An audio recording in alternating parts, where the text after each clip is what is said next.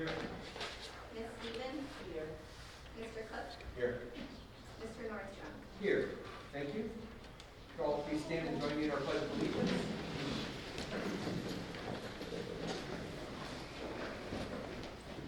Pledge allegiance To the flag of the United States of America and to the republic for which it stands, one nation, under God, indivisible, with liberty and justice for all.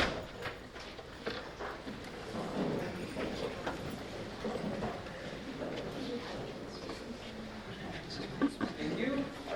Now we'll get right into the good stuff.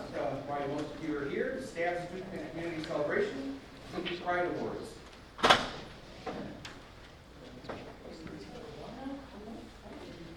like we have Principal Felsky coming up first.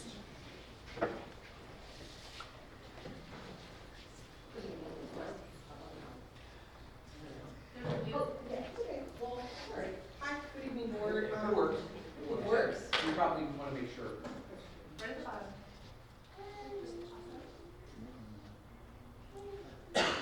Hello. There we go. Hi. Hi, good evening, board. We have the ZB Pride Awards for Zion Baptist staff and students, and tonight I have a very special honor that I'm going to go ahead and turn over the honors to our Executive Director of Athletics, Mr. Jack Meany, and our focus will be on athletics this month because I really think we have some really good things going on, so I'll turn it over to you, Mr. Meany. Thank you, Ms. Kelsey.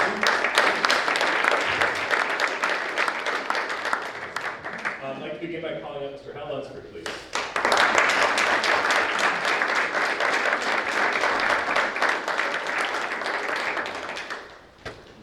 Tonight, we recognize Hal after 29 years of service in District 126. Hal is retiring this year. He's not only a teacher, he's been a wrestling coach, our adventure ed teacher, and to be honest with you, one of the best of us. I've been athletic director for 5 years, and this gentleman has probably spent more time in this building than the athletic director has. He's here all summer when he's not in season. He's here all fall and spring when he's not in season, working with our kids. I'm going to kind of read off some stats real quick that he sent me. I was trying to make this quick, but he sent me a lot, and there's a lot. 45 all-county wrestlers, 11 all-county champions. 60 NSC all-academic wrestlers, that's great. 92 all-conference wrestlers, 8 conference championships, 39 NSC first-team all-conference wrestlers, 33 honorable mention wrestlers, and there's more. 41 IHSA state qualifiers, 7 IHSA all-state wrestlers, I'm going to skip this one because it's the best, 12 national wrestlers, 2 Illinois All-Star wrestlers, 15 former ZB wrestlers competed in college, and just 2 years ago,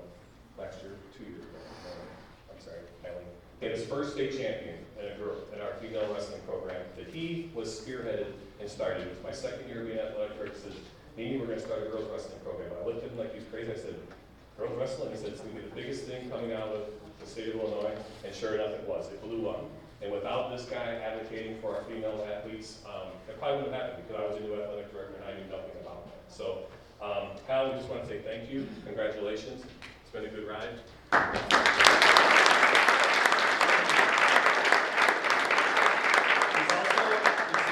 He's our interior decorator. If you look at our trophy cases and everything in athletics, he's the one that did all that. It's beautiful. This guy, he goes in there every summer, he dusts it, he moves it around so it doesn't look the same every year. He's promised me he's coming back. I offered him a paid position because I want to keep him on.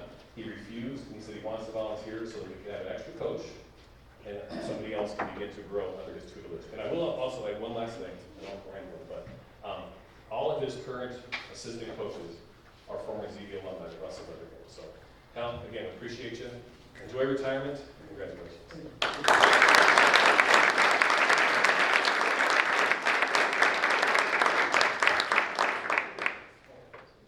All right, next, I have another amazing pleasure to recognize one of our student athletes. Keegan, would you come up here, please?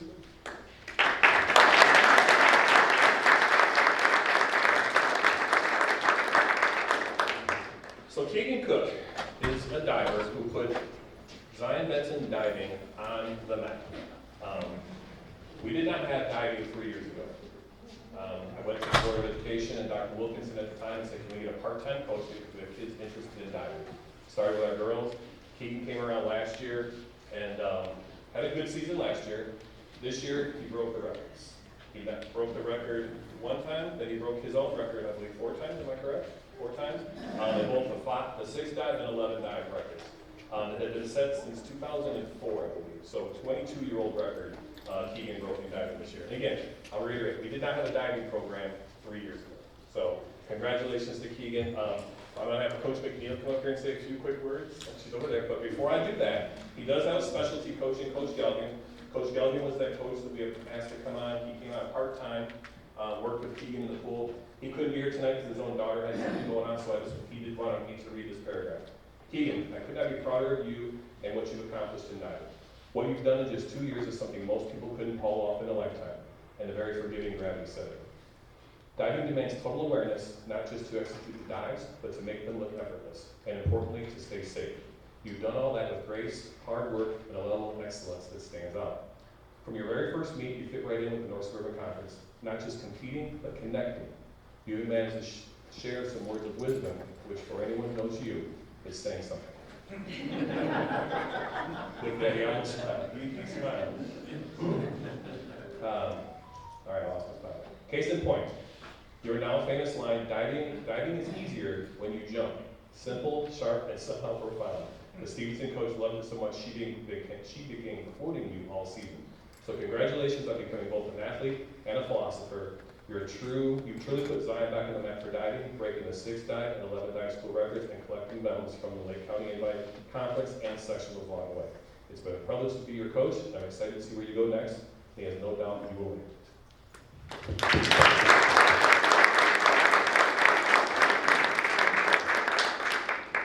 This year was really exciting as a coach, and just to watch Keegan continue to grow from our first meet in December to our final conference sectional where he placed 3rd. And then we were all sort of frantically watching the standings to see if he would qualify. We all knew in our hearts that he would qualify, and every coach in our sectional was saying to us, like, he's gonna make it, he's gonna make it, he's gonna make it. But I recall texting with his mom, because there was a tiny little snafu, and I was panicking because we really wanted him to get this opportunity to go to state. And he was able to go, he qualified. So we took a spirit bus, and our 2 captains came, 2 of our captains. Keegan's also one of our 2 captains, came with us. And it was a really exciting experience for me. It was my first time going to state. And it was great to see Keegan be able to dive there and be able to see the amazing athletes in the state of Illinois. Keegan is also a wonderful swimmer. And when you're on our swim team, you're also, I mean, it's swimming and diving, but when you're a diver, you also have to swim. And Keegan was on our 200 free relay team. He was on the team that got the best season time. He made us with a 400 free relay with our boys too, and he's also on that, one of our top fastest freestyle swimmers. And yeah, it's always great to see Keegan in the water. He really enjoys it. He prefers playing in the diving well to swimming any day. All right, so to commemorate your excellent and record-breaking performance, we had this poster made for you, and your coaches and your teammates and administration signed it for you. So congratulations to you, Keegan. Great job.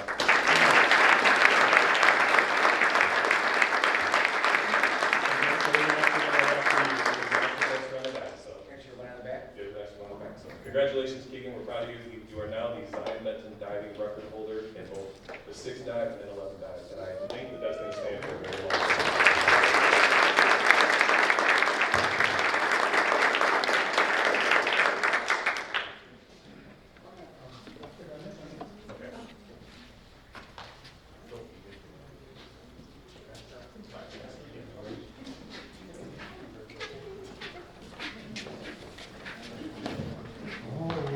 Good evening. It is my pleasure to introduce our ZB Pride Student Award winner, Stephanie Ray. Stephanie, if you can join me up. And families, welcome to join if you'd like.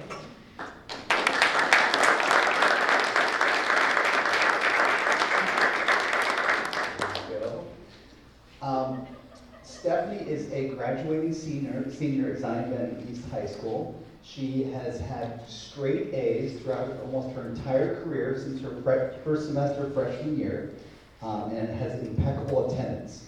She was nominated by her teachers as an exemplary student. She likes to learn, she pushes herself to grow and challenge herself, and boy is she involved in school life. Buckle up for this list. She's a very active member of our B Leaders, always helping out with B Leaders. She's a member of Healthy Youth, Interact. She's going to be in this weekend's musical. She's in theater. She played 2 years in band. She's in National Honor Society, and she also goes to Tech Campus where she is studying multimedia design, and she's also a student ambassador with Tech Campus. She's not decided on a college yet, but likely going to NIU, majoring in marketing and business management, and just in your spare time, you thinking about minoring in digital media. She likes to read for fun, in particular Bible studies. She's got 3 younger siblings. Are they here tonight? No, but I'm sure you're a major role model for those 3 siblings. And when she graduates in just 16 school days, she will miss her teachers the most. They've been a big support system for her. We're all very, very proud of you, Stephanie. Congratulations.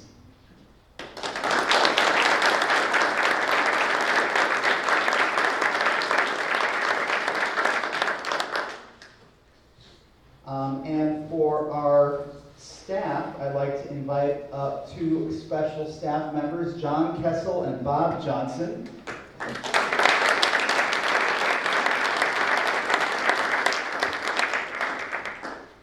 for you. That's for you, sir. So, when you enroll in a principal prep program, or as back in my day it was called a Type 75, on the first day of classes, they teach you something that you never forget. The most important person or people you need to get on their good side is your maintenance staff. And boy, these fine gentlemen have made it very easy at Zion Benton East to develop good relationships with our maintenance staff. They are the most friendly, competent, and customer service-oriented maintenance team that I've ever experienced before. Both John and Bob are skillful in just about every area, and I can call on them at any time I need to. John has worked as a private contractor before arriving at Zion Benton East. He's been 3 years at Zion Benton East now. He specializes in carpentry, electric, HVAC certified, but he can basically do it all. And every interaction I have with John comes with a smile. He's patient, and he's dedicated to excellence. Bob started working for District 126 in 2013, but you did contract work here, am I right, in 2001?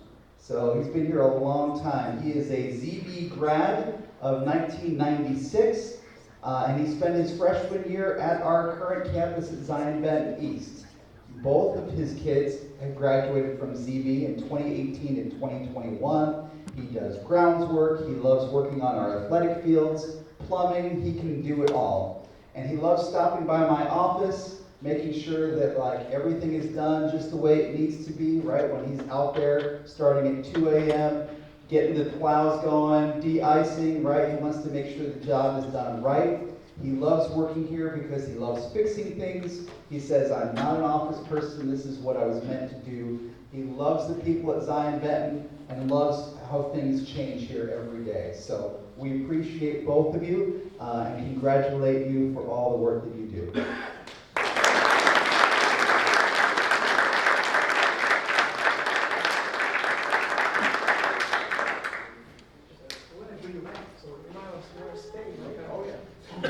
Stephanie and family, can you please come forward? Coach, Keegan, who are so many family members?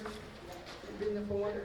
Yes, please. I would love to have Keegan, the Cook family, coaches, come on up. Bob, And Hal, Bob, this is when we take a picture.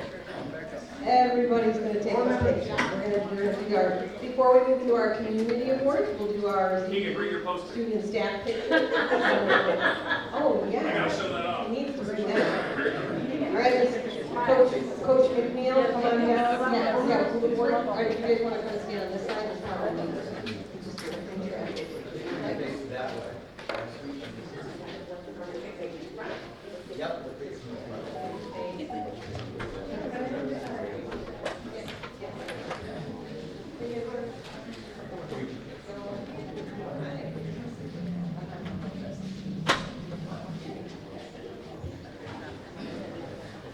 Keegan and I go to the middle.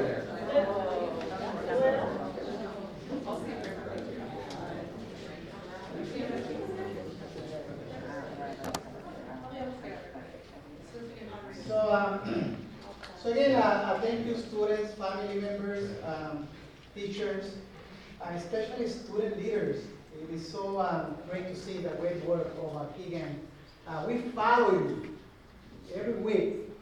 Sometimes it was the next day you broke the record again and again. So again, I'm so proud of you and Stephanie for academic excellence. When we make investments in world education, when we invest in diving, for example, when we invest in our coaches, when we invest in our facilities, this is what we receive. It's a great return on the investment. So I'm so proud for our maintenance team, to our teachers that are here, coaches, on behalf of the board, we thank you, we congratulate you. You made this in 126 proud. I mean, it is so amazing. And again, it is so great to see the work of the staff, because it is with great staff that we're able to produce the extraordinary results that we see in Keegan and Stephanie. And it's also with our parents and the support of our board that we're able to have the great district that we have. So again, students, on behalf of the board, congratulations. Staff member, thank you for the partnership. Let's continue to make this in 126 the best school district anyway. And Mr. Nini, stop spending our money. But if you are and you continue to do this, it's going to be approved. Bring home the gold. Yeah, bring home the gold. Thank you for that.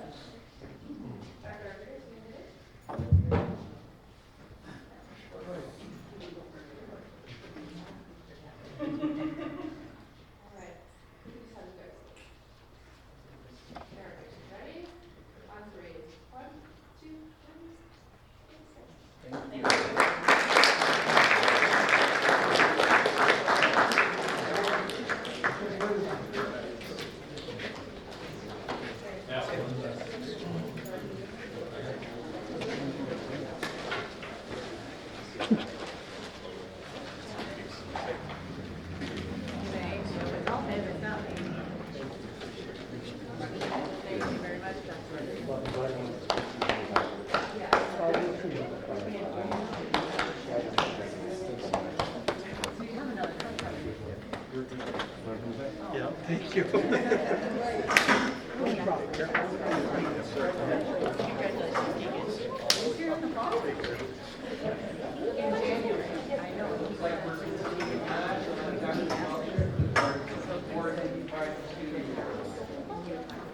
Yes, thank you. Good evening, everyone. It is my pleasure this evening to recognize a very special group of people who share our hallways and our mission for lifelong learning. We are incredibly proud and happy to once again serve as a site for the Munteline High School Adult Education Program. This program has provided free English instruction for over 30 years across 10 Lake County communities, serving adults from beginning literacy to advanced English. Their mission is to equip adults with English and workforce skills needed for employment, advancement, and retention, while also supporting high school students recovering credits towards graduation. And since 2022, they have expanded into workplace education, partnering with 4 Lake County businesses to offer flexible on-site classes tailored to industry needs and focused on workforce competencies. For District 126, providing the physical space is the easy part. But real magic happens when the dedication of the program coordinators, the passion of the instructors, and the drive of these remarkable students we're going to recognize tonight are on display periodically throughout our weeks. Supporting this program strengthens our entire community by providing adult learners with the essential tools to thrive both personally and professionally, and we are honored to foster an inclusive environment where lifelong learning is celebrated and every individual has the opportunity to grow. To the students, your commitment to personal development and integration is nothing short of heroic. To the staff and coordinators, we thank you for choosing our space to change lives. And so please join me in a quick round of applause for the achievements of all of our adult ESL program are those a part of the program before we get into the individual recognition?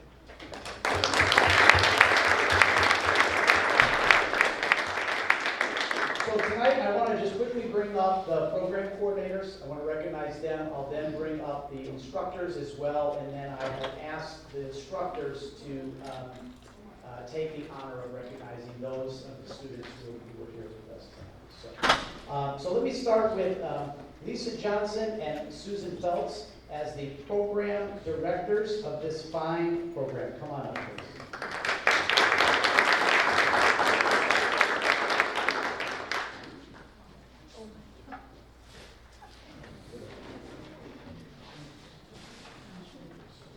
We appreciate you all. We appreciate you for sure. And you know what, why don't you stand up here and stay? We're going to end up taking a picture, so, right, that's how we do business. And so also our instructors. Two are here with us during the day at District 126. We have an assistant principal from District 6 and also a teacher with the Learning Charter School in District 60 who come periodically each week to instruct these fine adult learners. So with that, I want to bring up Edith Martinez, Joy Mobile, Bev Samuels, and Veronica Leon. Come on up, please.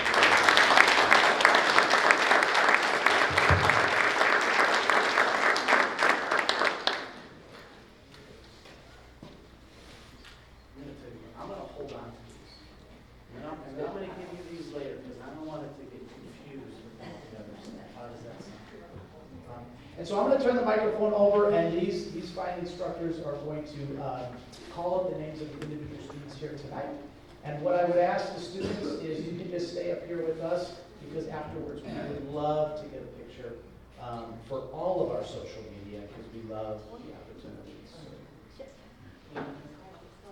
We do need the microphone only because it's going to allow us to capture it on video. Can my class, the advanced class, come up, please? My students, please.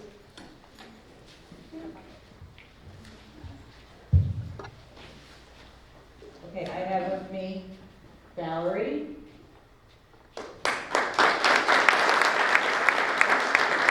David, Maria, Edward,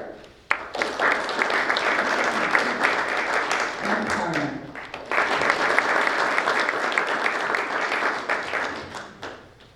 Would my students come up? High intermediate, please.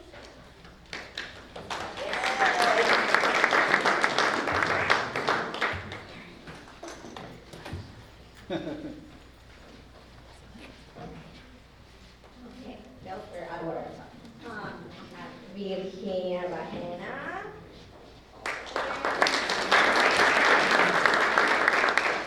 Jose Castro.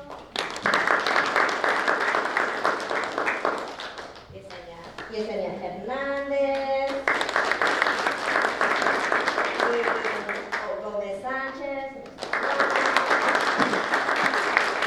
Araceli Labra,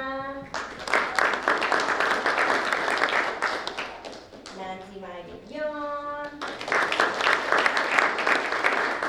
Maria Rodríguez, Aide Montelongo,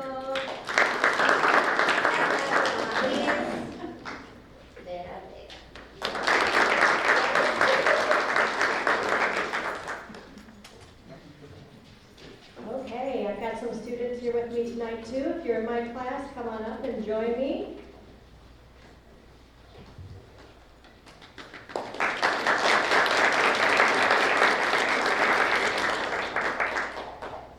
Okay, I've got some 4 lovely students with me tonight. Nancy.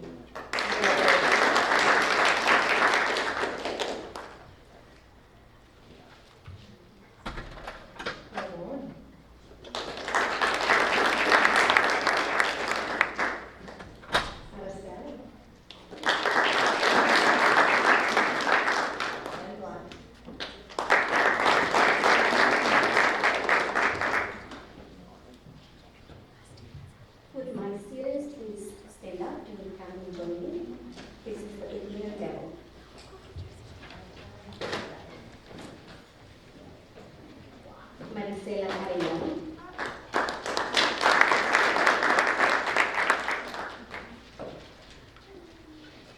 Reina Ayala.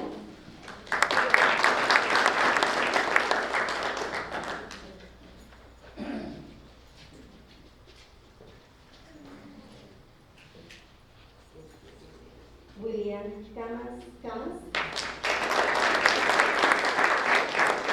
Nancy García.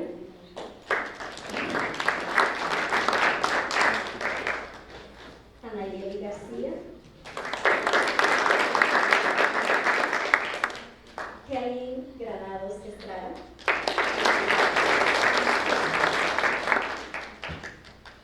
Emelina Patino de Gómez.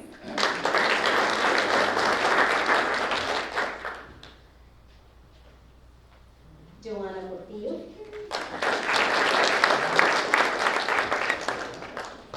Kenia Figueroa.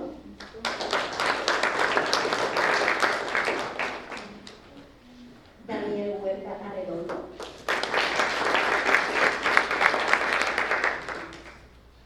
Tania Valencia Vega.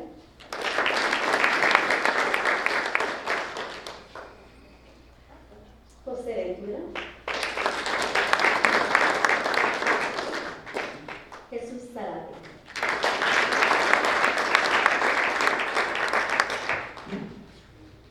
So another big round of applause for all of these fine examples of lifelong learning. We are very thankful for all you do for our communities, not just the Zion community, all of our communities. You're a great example, and as an educator of youth, you are examples for them.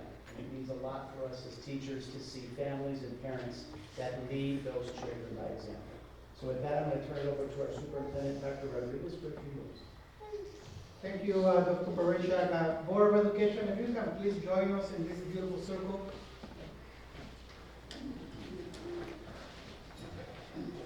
La mesa directiva nos va a acompañar a este círculo para unas palabras. And how great it is to see this type of partnership, this type of work. See, one of the things that we have to realize is that community partnerships add value. But with that, we have made a huge investment in our English learners program at our school with the leadership of Ms. Morrow. And I thank you for that. You know, I remember the days where our students were not achieving a high level. I was so proud that our students are graduating based on the work that you're doing with them. But not only that, you overextend and you are expanding and you're reaching other, and it is so great to see this partnership with the co-learners, because it is through community that we're able to do this work effectively. So es un honor para mí saber que hemos tenido algunas inversiones en el distrito en la área de los niños que vienen a nuestras escuelas de otros países. Yo fui uno de esos niños, realmente. Yo aprendí inglés, así como ustedes. Pero la señora Mogo, yo estoy bien orgulloso de ella, porque ella no solamente lo ha hecho en el salón de clases, sino que también en la comunidad en general. Y nuestros niños están haciendo muy bien en estas escuelas, resultados muy altos, pero a la misma vez se envuelve con ustedes y hace esta clase de trabajo. So thank you, Ms. Mogo, along with the teachers, along with Senator Mary Allen. I think she's involved in this program as well. We also thank her for that.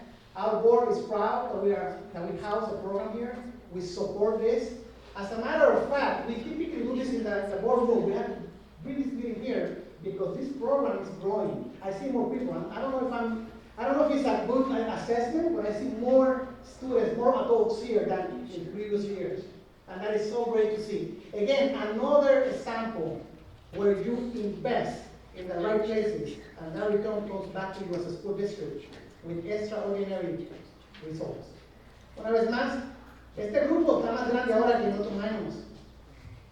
Es un honor ver cómo las inversiones del distrito llegan y podemos manifestarlas de esta manera en la cual podemos celebrar con ustedes. So, in short and in closing, thank you. We are so proud of you. Continue to learn English, be bilingual, be multicultural, be your best. En otras palabras, sigan en su viaje de ser bilingües, en su viaje del multiculturalismo. y a la misma vez ser lo mejor que pueden ser, porque nosotros creemos en ustedes y sabemos, y ustedes mismos saben, que el éxito está en sus manos. Thank you again. We'll take a picture, and it is so proud. It is so great to see. I see myself in you because I was a student in an ESL classroom. My mother still goes to ESL classes. So again, congratulations, so proud of you.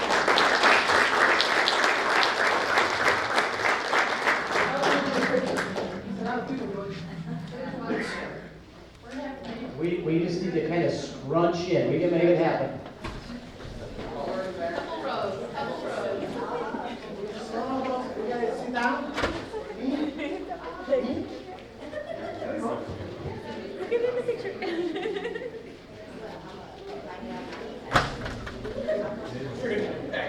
Show your diploma. This is the first sample. Enseña los diplomas así como es.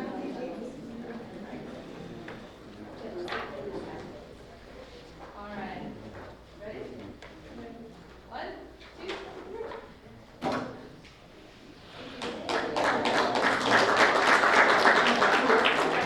And please don't leave. We have cupcakes. Please grab a cupcake. I know that you are also going back to class. It's just like we tell our students after we celebrate. You have class. Please grab a cupcake if you would like. We're right there, grab and go, and have a wonderful class, and thank you.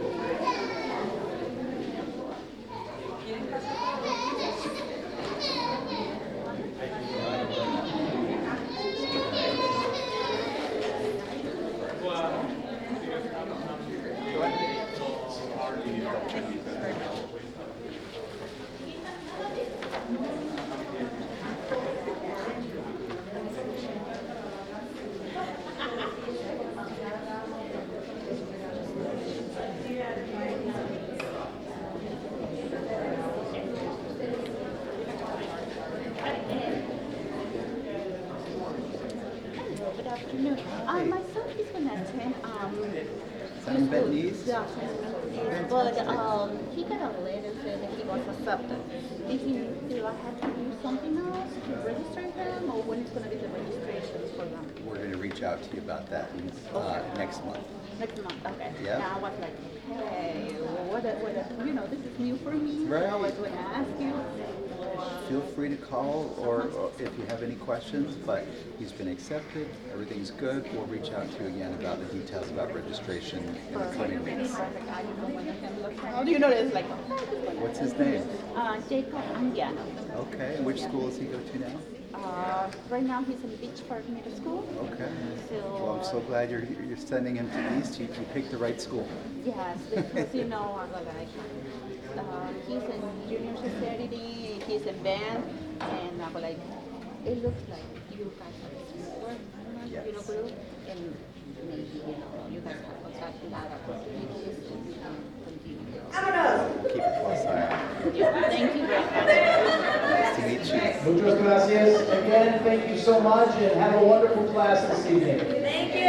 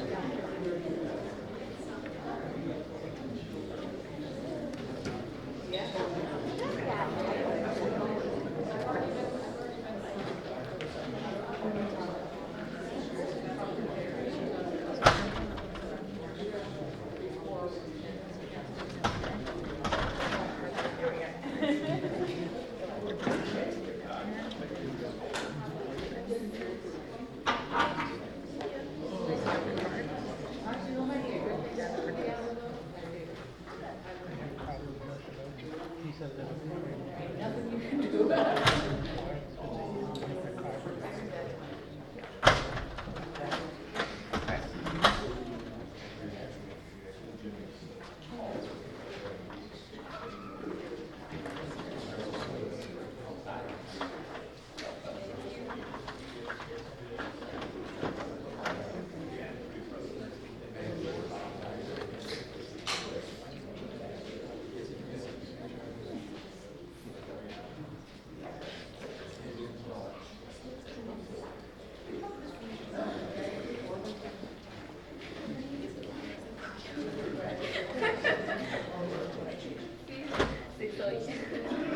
Come on.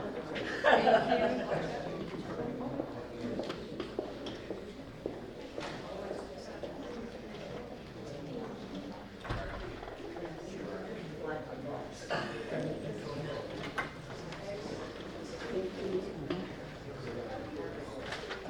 So much.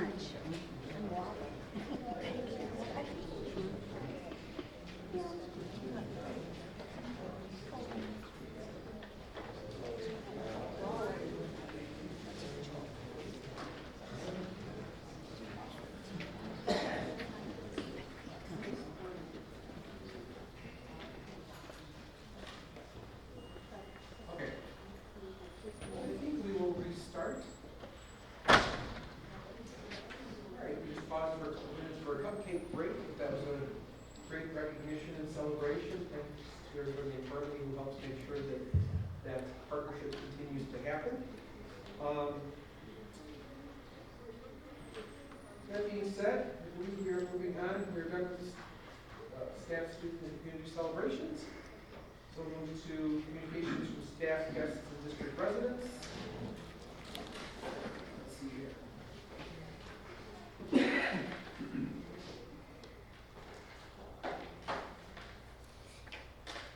My computer is thinking. So when the computer is thinking, we'll know what this is different.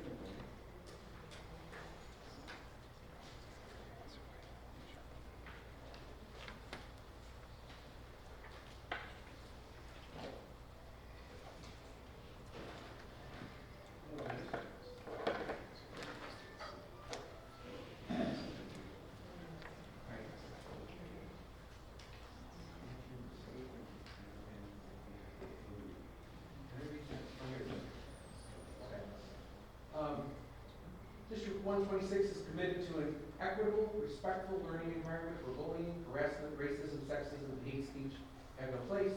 Please partner with us in fostering a positive community. We're at the point where we have the opportunity for public comment. Staff guests and district residents may address the Board of Education during the communications from staff guests and district residents portion of the agenda. We have folks who have signed in. Below, you have 3 minutes per individual, and we'll try and give you a heads up if you start to approach the end of that three-minute time. The first name that we have here, sorry, I keep muting that. First name we have here, I believe he has stepped out and probably thought that this was a sign-in sheet, not for public comment, and that was done both. Good. So I will move on. The next name we have is Demetrius Terrell.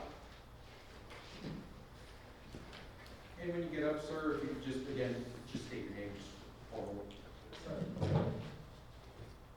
Good evening. Good evening, sir. My name is Demetrius Terrell. I'm a school engagement specialist over here at Zion Township High School. The reason why I'm here is to give a structured summary of the situation regarding harassment, retaliation, and punishment related to my FMLA and ADA protections.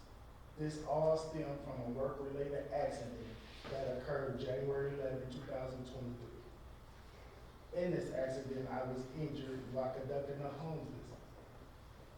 During this time, I experienced ongoing issues from work after exercising my rights under the FMLA Act and the American Disability Act. I'm going to go as fast as I can because there's not enough time to discuss what I've been enduring for the last 3 years. All right. I was injured at work, providing medical documentation from both my personal doctor and the workman's comp doctor, because they sent me to the individual medical exam. Both confirmed that I could return to work with reasonable accommodations. Despite this, the employer refused to accommodate me and required a full medical clearance, regardless of the documentation and the medical documentation that a workman's comp doctor and my doctor provided. Because of these accommodations being denied, I was sent home from work, not once, not twice, but over 4 times in a 3-year span that I was out of FMLA. After the FMLA expired, I received a termination letter from the employer claiming that I refused to do my job with or without reasonable accommodations. As we know, this is a lie because I was refused those reasonable accommodations. No clear explanation was given for rejecting the medical documentations, and there was no written explanation of a denial letter, which is both required under FMLA and the ADA Act. The reason why I feel like HR is complicit in this situation because they failed to intervene and appropriately curb this behavior.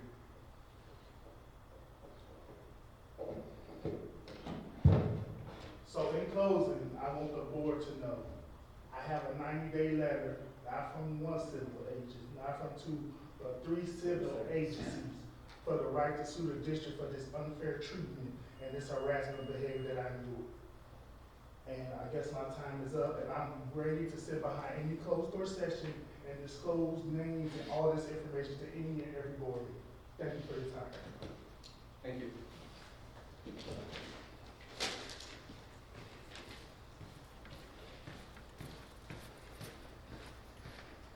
All right, we have no further names and no further members sitting in the public, so we will move on.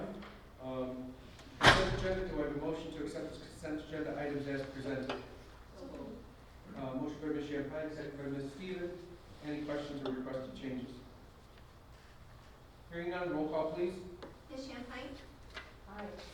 Mr. Fortenberry? Aye. Ms. Stevens? Aye. Mr. Cook? Aye. Mr. Benitez? Mr. Nordstrom? Aye. Thank you. That brings us to our superintendent's report. Dr. Rodriguez.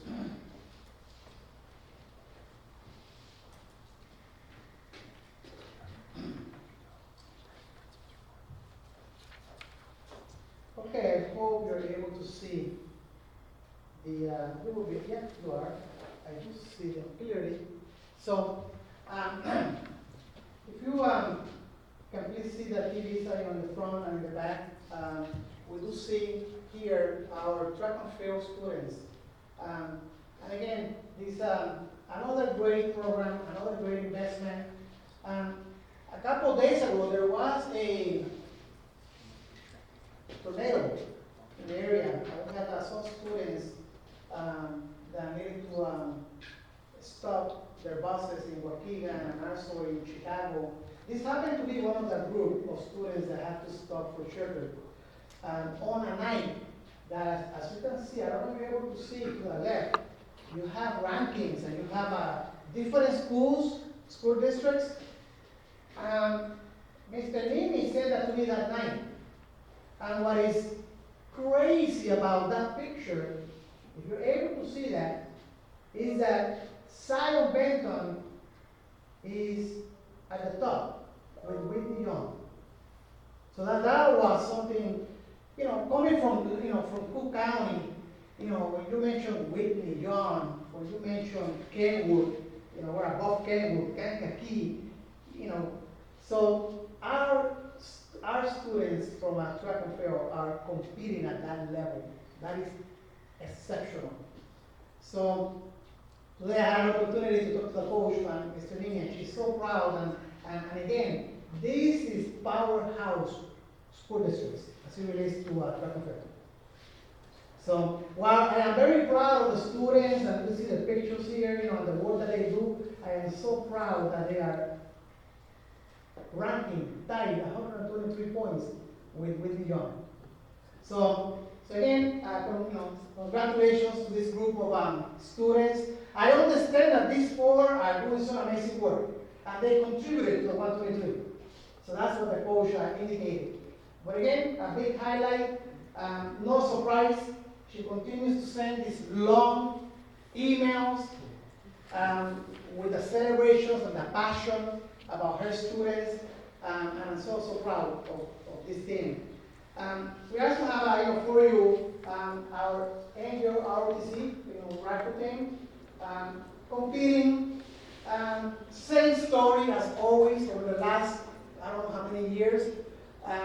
Their exceptional discipline, dedication, continuing to represent, teaching character, discipline, service, facing many other school districts across the nation and coming on top.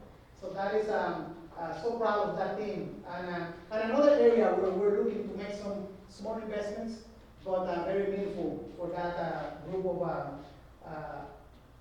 students and staff.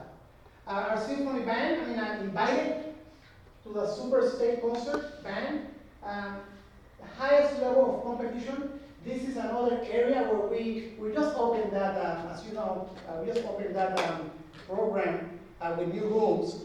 And they function and they operated, from many places in the school district. Wherever there was a space, they used it. So our band director, Mr. Casney, has done an unbelievable job over the years, in developing, building, and growing that program. So we continue to be proud of all of the work that they do. Special Olympics, one of our students from the transition program, participating at the Special Olympics USA Games. That's taking place June 20th to 26th in Minnesota.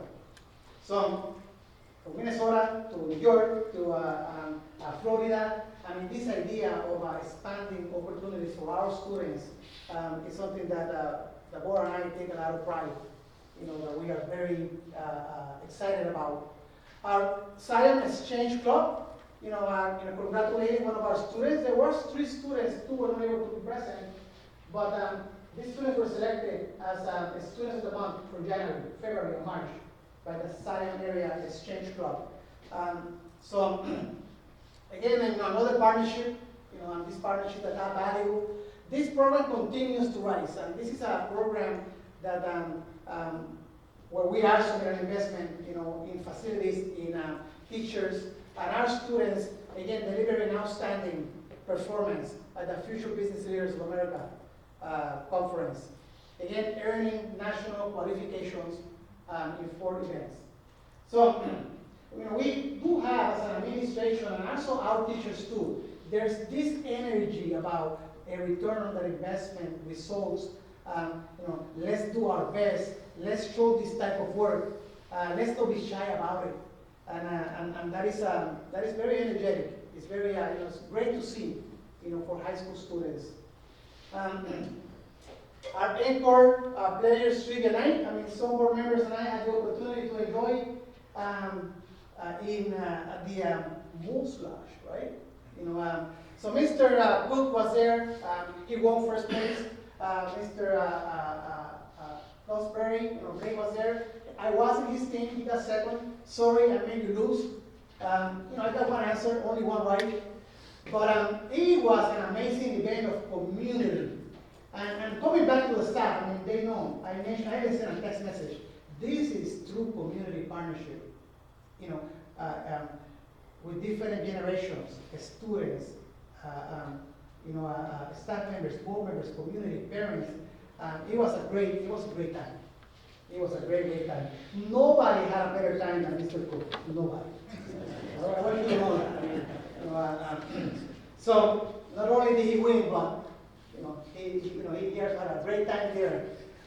But again, I thank you for that. And this partnership and this activity was made possible by the work of our teachers, our union president, Kelly.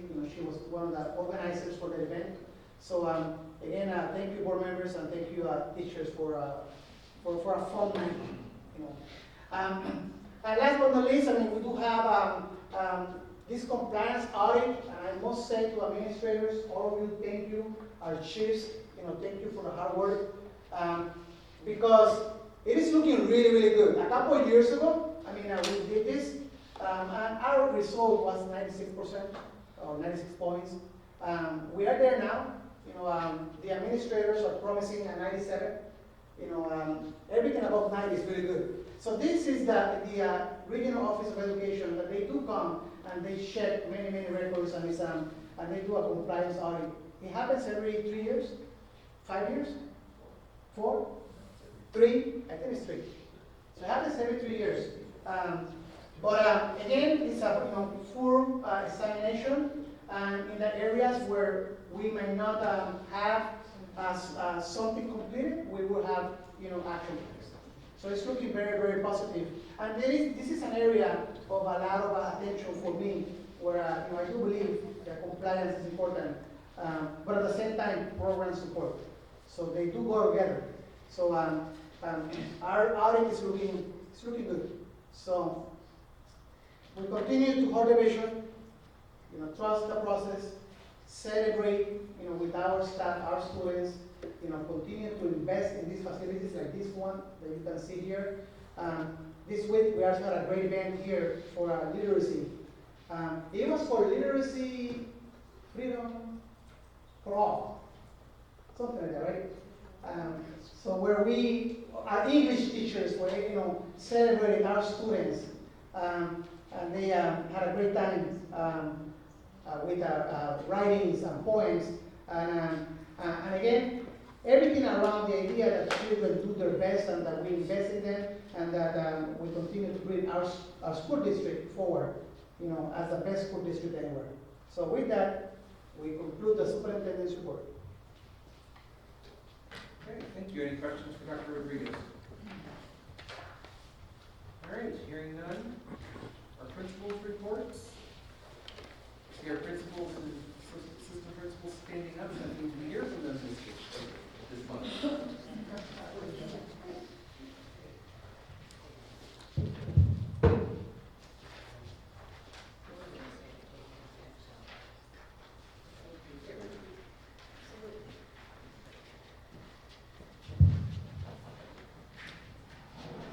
All right. Well, go ahead and Katie. Okay, you do have a written report submitted with different instructional updates and operational updates. But right now, today, at this board meeting, we're going to focus on our third quarter discipline report, okay, which we have been presenting to you with the assistant principals and principal. So I knew it would be a little hard to see, so we gave you the chart, but that is the chart that we actually have showing for you on the 2 TV screens. But this is the same categories that we presented to you before, so it probably looks familiar with, the different categories as far as the discipline. If you flip it over, that's the attendance with Dr. Brown. We'll get to that in a moment. So, next slide, Dr. Brown, it's helpful to kind of look, I give you a little short discipline summary of where we've been, just to kind of look at some of the numbers. But overall, if we're assessing the third quarter discipline summary, in a nutshell, more ZB students are making good choices. That's really what we have to say here. So we're not trying to say we invoke some magical formula, and ZBs are really doing a great job. There's lots of things that factor into this. I think we've had a reduction in all the major categories. So if you take a look there, we are steadily declining from last year every quarter on the quarter. Suspensions are down 58% from the last quarter. We have behavior interventions in place, restorative supports, consistent systems across many areas working with the interventionists. They're contributing to an improving school culture and climate, because as you know, it takes a little while to shift the culture and climate, but I'm happy to report we are moving in a good direction there. There's a picture of the deans for you there, as you see on the screen. Intervention actions that have been happening, increased peer mediation and self-reporting, so we're really trying to have students hold themselves accountable, but it's about building trust and building relationships in that dean's office, because that empowers students to come in, talk, and have those open relationships. The deans created this nice QR code to make it handy at the front door for parents, because we have a lot of parents that come in and want to see them right now, so they're able to do the QR code, schedule an appointment with that dean, and come right in. Juvenile justice program, we've really taken off with that in collaboration with our SRO this third quarter to really do all kinds of different programs involving the juvenile justice. So I think our deans are really very visible. If you hear from staff, they'll say they're really all over the place. They do classroom visits. One of their favorites that they wanted to mention is the No Phone Fridays, in which they go into classrooms and just make sure and reiterate No Phone Friday. But I think it's been really helpful overall with just setting the tone in the class. Any other questions on that part? Because I'm going to turn this over for the attendance piece for Dr. Brown.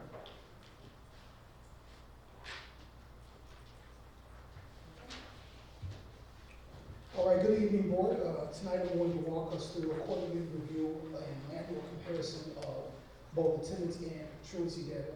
So we've always started with our personal connection, which is our starting point, that we're communicating early and often with families. That's something that we started this year with, and something that we intend on concluding our year with. As you'll see, the graph in the middle is a comparison of our second quarter interventions to our third quarter interventions. You'll see that we have plus 250 voice-to-voice calls. We believe that the more parents that we call, the greater chance that we're going to be able to get a hold of parents and families so we can guide them towards our expectation of positive attendance.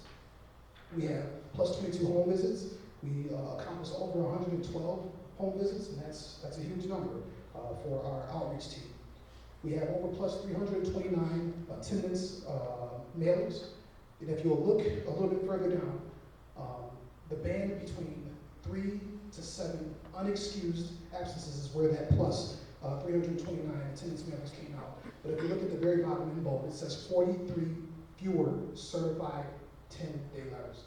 That's huge to us. That means the interventions that we're putting forward are compressing students and families from hitting that 10 or that 9 unexcused absences. So we're very excited about that. We've had 6 regional office of education truancy referrals. Those are students who have reached that peak of 18 and 19 absences. We did have to put some students through that. We feel like that is a good referral process. We still support them on the back end. As I mentioned a couple times, many of the interventions that the regional office of education do are the things that we've already accomplished. And so when we bring them students to the regional office of education, the truancy program, they're basically mimicking what we've already done. And then there's a 2-week lag as for when we push them over to the regional office of education from when they start to react. We'll talk about the 120-day audit system, something that we do. We did it at 60 days, we do it at 90 days, we do it at 120 days. If we look at the attendance rate, our attendance rates have gone up, and I can't see that far. So at this time last year it was 89.31, and this year for third quarter is at 90.39, so we are tracking better than we were last year. If we look at chronic truancy rates, this time last year for third quarter was 20.85. That is a huge number. We've knocked that down by 50%. We're at 10.62. So those interventions that we are doing are working. Our fourth quarter focus, or out of that 20-day audit, we found a few things that we'd like to stay with, is that we want to remain consistent with our personal approach. That again is our starting point. We're focusing a lot on daily calls for truancy. We talked about increased consistent attendance with weekly incentives. I'm donning a shirt that brought us a 92% rate today for our ACT, which is huge. We've given out these shirts to at weekly intervals to students who have reached 5 days of positive attendance that week. The students, they love it. We've increased our alignment with our academic service center team through progress monitoring. We're making sure that we're following up with those students who we refer to the regional office of education. We're not just referring them and leaving them be. We're continuing to support those students. And then last but not least is our proactive value call with a personalized approach. Remember, we're starting with a personalized approach, and we're going to end with a personalized approach. There's a lot of work to be done, but we are definitely on the right track. Are there any questions based on the truancy and attendance slides?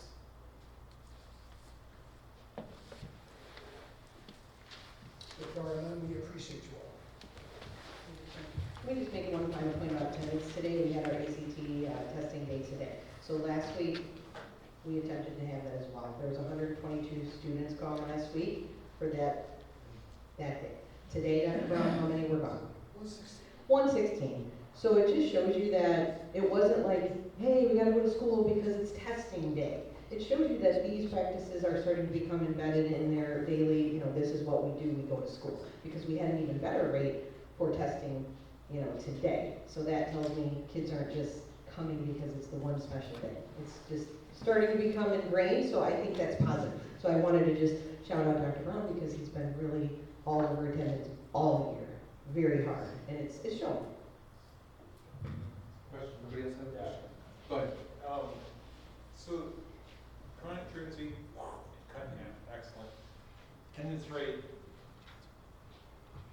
just kind of inches up. How do they calculate that overall attendance rate? Is that just attendance per period per over the aggregate for every student? I would expect to see a couple of percentage points more than just one. Not to say that you guys are doing a great job, you are. I'm trying to kind of pair the data in my head. So the way that we calculate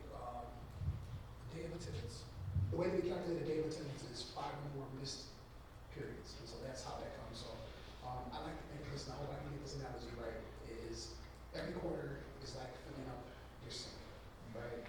Every quarter begins at 0, and it might be a slow trickle, right? So first quarter, based with students coming into the district, that might be a very strong trickle. By second quarter, once we've established what our core group of students looks like, that trickle might start to slow down. Once we get to fourth quarter, we're going to start to see some seniors that are kind of dropping off, so that trickle might be a little bit more. But it's the accumulation, right? We talk about attendance, it's first quarter, and second quarter, and third quarter, all together. When we talk about truancy, we're looking at it per quarter. So we're going to drain every quarter, if that makes sense. If that makes sense. I can give it more than one, but provide some more. Mr. Castro, do you want to say? Do you want to say that, or continue? Well, I think, like your question, right, average daily attendance is exactly that, right? It's the number of kids who attend class daily. But chronic truancy and chronic absenteeism, different kids are here different days. And so average daily attendance is just 90% of our kids are here every single day. When those other things, it's individual kids, you might have 200 kids missing this day and a whole new set of 200 kids missing that day. But your average daily attendance is still at 90%. Right. But once those accumulate, that's... Yeah, I'm just trying to remember back to when we originally had this. We were talking about how not the vast, but the people we really want to impact are the chronic truant, right? That's where you're going to probably impact your truancy number, your attendance number every day. So, okay, I'm just trying. Like I said, I'm trying to understand. Is there something else we could be doing to bring that? And 90% is good, right? It's better than we've been in the past. So I guess there's no complaints here. But No, I mean, and the thing is that they're not going to move the same level because the number is higher. For the average attendance, the number is going to be like 500,000 for records as opposed to the current currencies that are lower.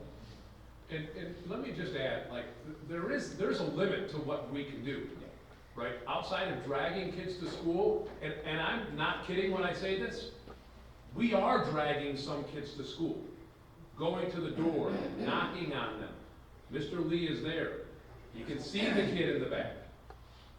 And he's still, and so there's a ton of work being done.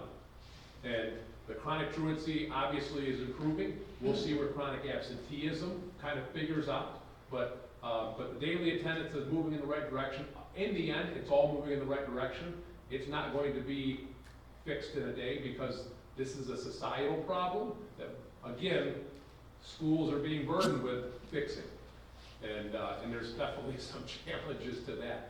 Like I said, but there are times when we are literally taking that kid and putting them on the bus, bringing them here one-on-one.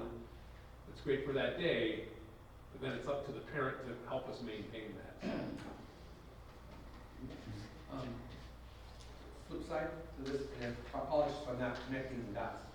And obviously, with what we were just talking about, we want the kids to be here, but then things happen, and sometimes we tell them, well, you can't go to class, you're suspended. And that's dropped dramatically. I guess I was just wondering in general, are the nature of the incidents, has that mix changed? Or is it pretty much the same types of things, just in fewer numbers? I mean, it's a pretty dramatic drop, so is there something that's just not become a problem anymore, or is it just fewer of all the normal things you would see that lead to a suspension? I mean, we probably gave you all the same categories from last year to this year. Because this doesn't necessarily tie back to this directly on this page, does it? Well, The numbers? They will, all that, that'll show you. Those are all suspendable items, right? Remember we said there's miscellaneous items that they're not gonna get like suspended out of school from. But But if you take a look at all these numbers, these are the major things that could get them sent out of school. And I would have to answer that overall, everything is down overall. So there isn't one thing. I would probably say maybe last year, the start of last year, there was like a lot of physical situations. That has tremendously just decreased. So the physical incidences, you know, that and the vapes are still a problem. But yeah, I just think just that alone with the agitations of fighters, what they're calling the physical incidents. If I try and grab any of these numbers here, they don't directly tie back to one of these columns over here. For the total days suspended. Whichever. Yes, yeah. They will, yes. The number of incidences here, yep, they should all, if you do the math, because we did the math, they should all tie back. Because I think also these are the items that our students are, like, total days suspended 153, it's going to be these numbers in the chart. So, Ms. Kelsey, if I could, Yeah, I think I could, so the numbers in the first chart tie back to the number of referable incidences. Not every referral ends up with a suspension. All right, so the one on the right are suspension incidences. So it's how many times a kid has done something that would warrant a suspension, and then the days, the total number of days. So, yeah, so, okay, So, so we're not able to look at, which I don't need to, I'm just trying to make sure I'm missing something. I'm not adding up agitation and physical altercation and vapes and blah, blah, blah, to try and get something on the right, because No. that's just the incidents, not the resulting discipline. That's fine, thank you. Okay. Any more questions? Yes. Yeah, follow up. Go ahead, sorry. So it seems to me suspension incidents are down, since a lot of times those are like, this is your third incident, right? You got a third, so if we bring those down, right, naturally you may see I would think you'd see a big drop in suspensions if you're only on your first or second offense versus your third time you told off your teacher, I suppose. Right, just progressive. Right, yeah, you don't suspend somebody, well, sometimes you do the first time, but not usually for a minor. Yes, that's Okay. correct. And then, obviously, we have really put a tremendous push on restorative and just a deep dive in how to work with that, as you can see, because it's not helping, they're just, not just, like you said. So, I think it's just a combination of different approaches, making sure we're putting things in place, lots of interventions. Remember, we have,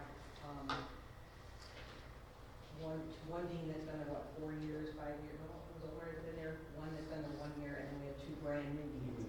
So it's also just building the capacity of the team, to learn to be consistent among them. But I'd say they're really gelling to make sure that we have that consistency in that messaging, and like you're saying. So I think we're in a great place. I do have one more question, sorry. Yeah, obviously you want, zeros would be great, but not really. Zeros would be great.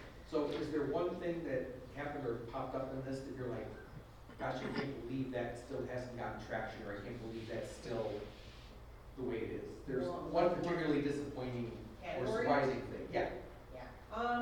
Vaping and the drug use issues that we have are, we don't even know what we can do with the substances. It's very difficult, because you're stuck between, you do nothing, and the message is we allow you then to sit in our schools and just be under a major influence, you know what I mean? Or then we don't, we send you home, right? So it's a very difficult topic, you know?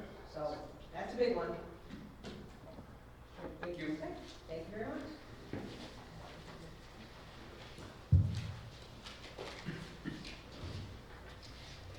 Okay, we at Zion Bend East are going to now give the board a very similar report that has a lot of very similar themes that you saw with Zion Bend Township High School.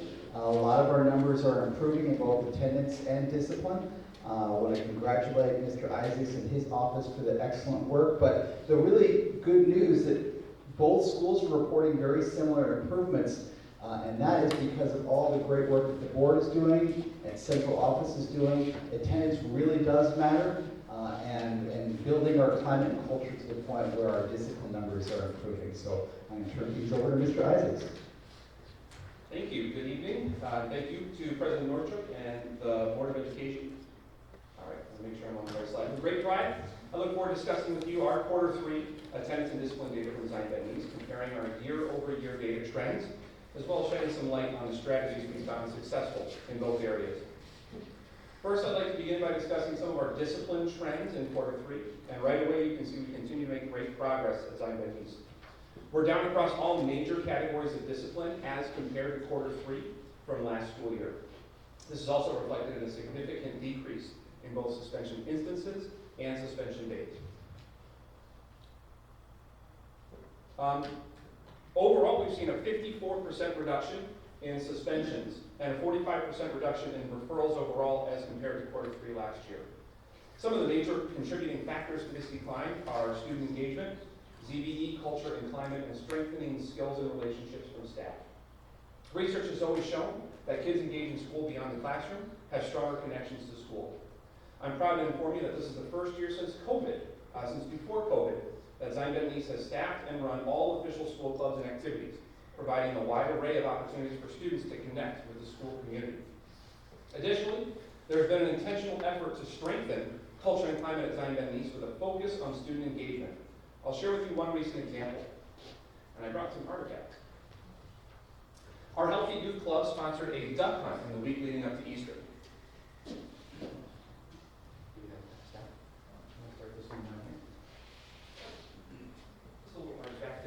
To take a look at. Our Healthy Youth sponsored a duck hunt. In the week leading up to Easter, there were 400 of those small ducks hidden in the common spaces and some very specific classrooms throughout the building. Students were encouraged to hunt during their passing periods and lunch periods to find and accumulate ducks. Additionally, there was a curricular tie-in with Ms. Rubble's 3D printing class. Her new class, they printed 5 of these golden bunnies. And if you found a golden bunny, then you won an Easter basket.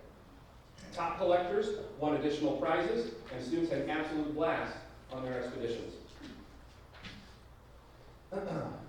Finally, you don't see these types of changes without buy-in and effort from our staff. The student support team at Zion Bend East, which I've highlighted before, is empowered to teach and lead in these efforts. Outside of the classroom, peer-to-peer mediation, when appropriate, has made a significant impact on conflict de-escalation. Probably the area I'm most proud of is to see our agitations and our physical altercations drastically drop off because of the efforts of this team. The student support team also conducts parent meetings regularly and engages with staff during grade level articulation so that we're building a bridge from the classroom to the living room. Above all, empowering and building confidence in the classroom allows teachers to build and bring consistency to their practices, leading to consistent outcomes. On the attendance front, our data continues to show positive growth on daily attendance, and our target for attendance matters on chronic truancy. Our daily attendance is up quarter 3 this year as compared to quarter 3 last year, with a daily attendance rate of 93.23%. Additionally, our chronic truancy continues to be roughly halved as compared to quarter 3 last year, showing a positive return on that investment.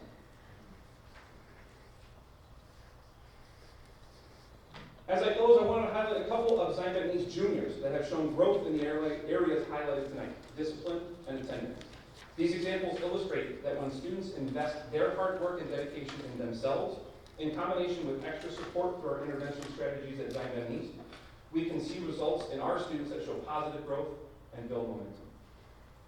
Thank you for your time this evening, and I'd be happy to answer any questions that you may have.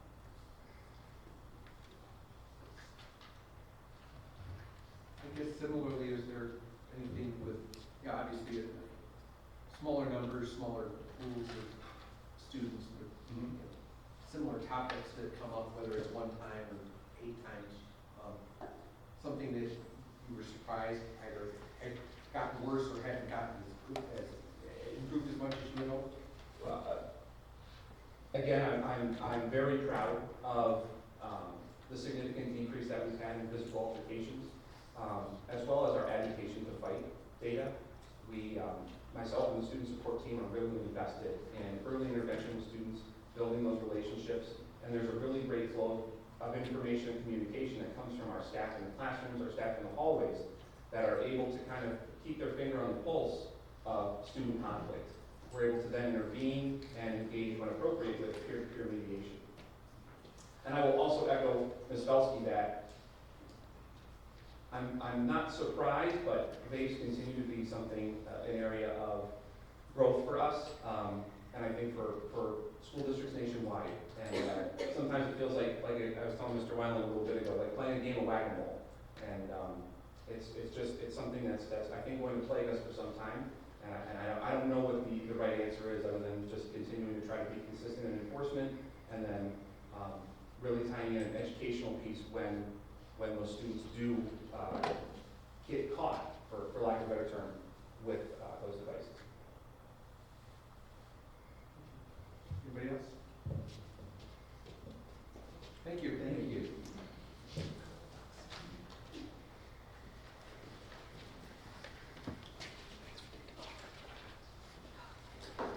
All right, moving on.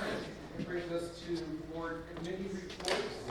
There's just the finance committee listed on here, but we'll also, I think,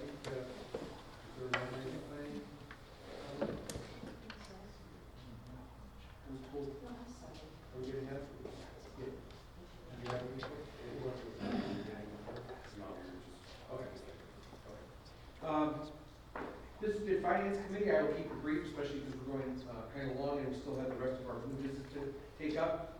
Kind of as is usual, everything we took up at conversation with finance is going to be taken up under new business and or was taken up under the consent agenda or will be part of closed session conversation. So, any questions for me about business with finance? All right.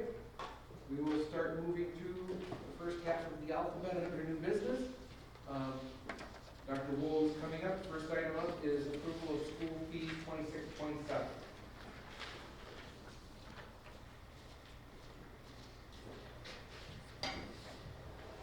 Good evening, President Nordstrom, Board of Education. Thank you for the opportunity to come before you this evening with some options for some new business ideas. The first up is the approval of school fees for 2627. We did actually have a robust discussion after the March BDF committee meeting and then the March board meeting. And so we've come back to you this evening after much discussion and feedback amongst the executive cabinet members, and we are bringing forward a recommendation to reduce our registration fees further. The freshmen were at 140, they will be down to 65, and the juniors and sophomores were at 135, they will be down to 65. So that is a reduction of greater than 50% in the registration fees. And then the summer enrichment, we used to charge $110 for those courses. We've dropped that fee to $55. And so we are thinking that this is a positive trend and a positive step in the right direction to actually put some money back in the pockets of our people who take advantage of our school system that do not own property, and we receive a rate from the property tax abatements. And while we did not feel it was prudent to eliminate these completely, we felt like this was a pretty solid step in the right direction. And we would also recommend that we'll take a look at where we land at the end of this year to see what kind of impact it might have on identifying those who apply for fee waivers or our EBF funding. We want to make sure that we are tracking in the correct direction there. But that is the recommendation that we are bringing to you this evening. Okay. Thank you. We have a motion to accept the superintendent's recommendation to approve the school fees for 2627 as presented. Second. Motion by Mr. Portberry, second by Ms. Champagne. Any questions? I just have a comment. Mr. Benitez. I just would like to have this reviewed yearly, Okay. Just because I don't know where we're going to be at financially. So I would just say if we can please review this yearly so we can take a look at this. Very good. Anybody else? Roll call, please. Mr. Fortenberry. Aye.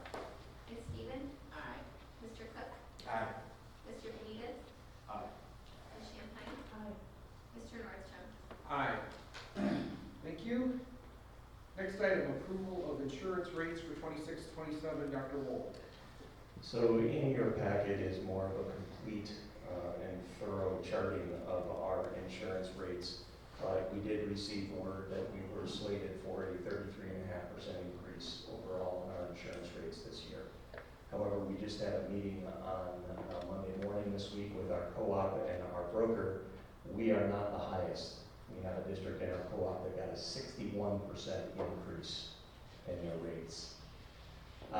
So this is rampant, and the lowest was over 20% in the co-op. And because of our self-insurance program with our co-op, with the claims the way they have been, our broker recommends percentage increases each year.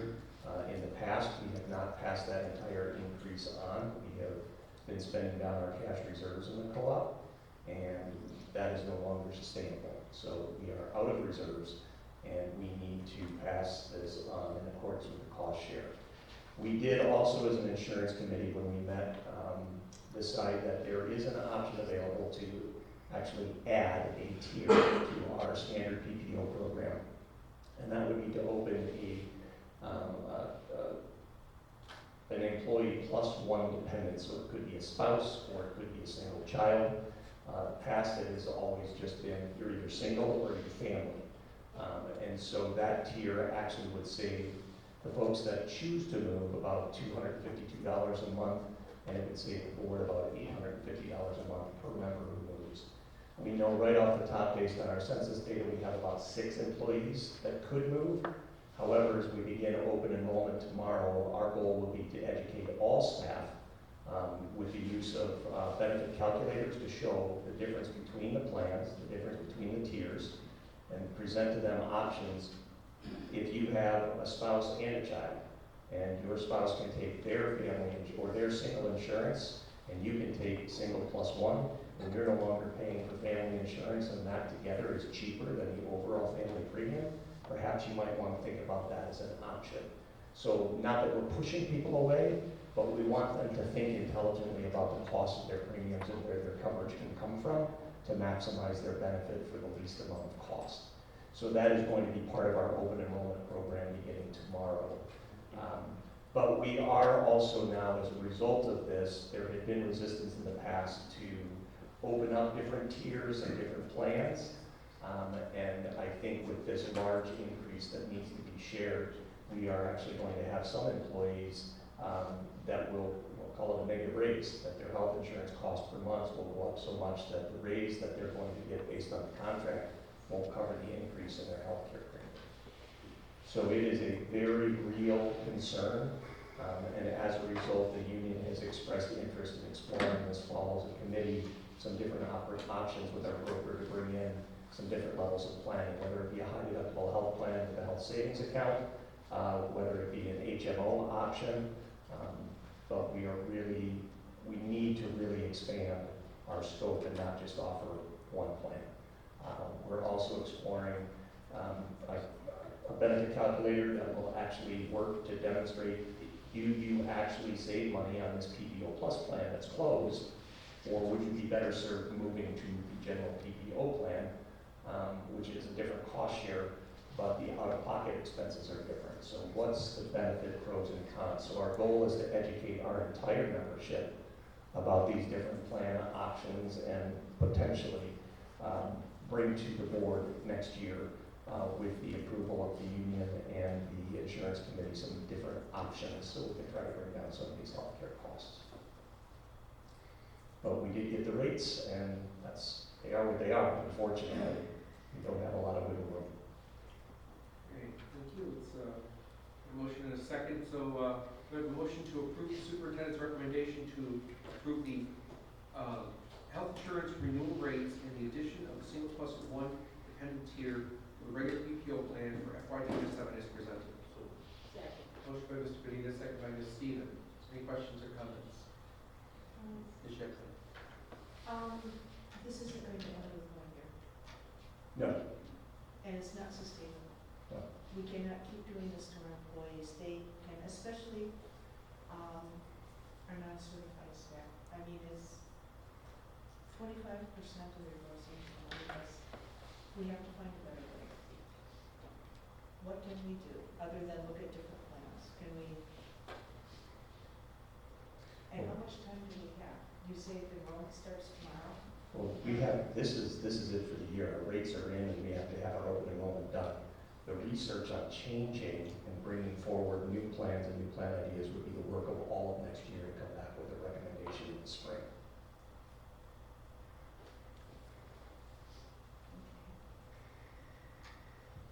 sad reality of our world, unfortunately, this year.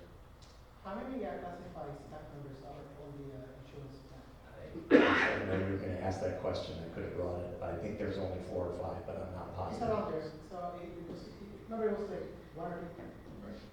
So it's probably 4. It's actually in your board packet, the Yeah. census data actually has the number of the employees in each classification and how many are on each plan. Right.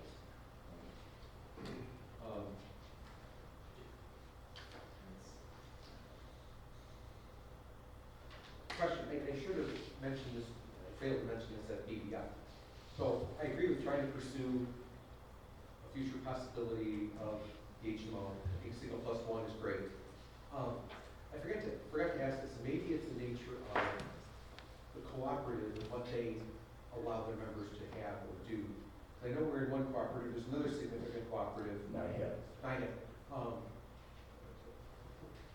And I understand that there's actually another tier that you can have, which, at least for some other member districts, allows a few $100 differentiation, which is family doesn't mean more than just one other person. There's a family tier which could mean children, but not a spouse. And that somehow, because of older, like a spouse being much more expensive if they're having hips or hearts or other significant health events, as opposed to children, which tend to just have minor bumps and bruises and, childhood and things like that. So I didn't know if that was mentioned or even a possibility under our co-op as another tier. It is, and we can tell the co-op this is what we want to offer. And not all districts have the same plans offered. So we have a district that offers an HMO, but we have districts who don't. As far as the tier, typically you'll have a 4-tier structure with your insurance plan. So you have employee only, there's a contribution rate for that. Then you usually have employee plus spouse. So if there's a spouse, because older, probably more expensive, the premium is going to be a little higher. Then you usually have employee plus child or children, which is cheaper, and then you have family. Okay. So that's typically the 4-tier structure you'll see in insurance programming. Whether it's a PPO, an HMO, an HDHP, it doesn't matter. You usually will see a 4-tier as opposed to a 2-tier, and now you're asking for that 3rd tier. I guess it'd be interesting as you're investigating over this next year to see, logistically and cost-wise, if our demographic would actually show much of differentiation between family cost and the single plus children cost. So I think that might be helpful both to us, just in general, and to maybe about families who maybe if it's just children under the spouse, or if under the employee, or if the spouse has coverage elsewhere and can get it more cost effectively, and you might actually win too. So That's something that we definitely need to look into. But one of the downsides of the insurance co-op, and it happens with I was in the NIHEP co-op before. One of the issues that you have is you get your renewal rates in April, and you need to run your open enrollment starting in April and before the teachers leave in May. So you get these renewal pricing rates, but you get them so close to when open enrollment starts that there's no wiggle room between the time you actually get your renewal rate. So that you try to have these conversations should be taking place before your renewal rates come in, so that you are developing strategies and scenarios that would potentially reduce costs. So when the rates come in, we've already asked them to do what if.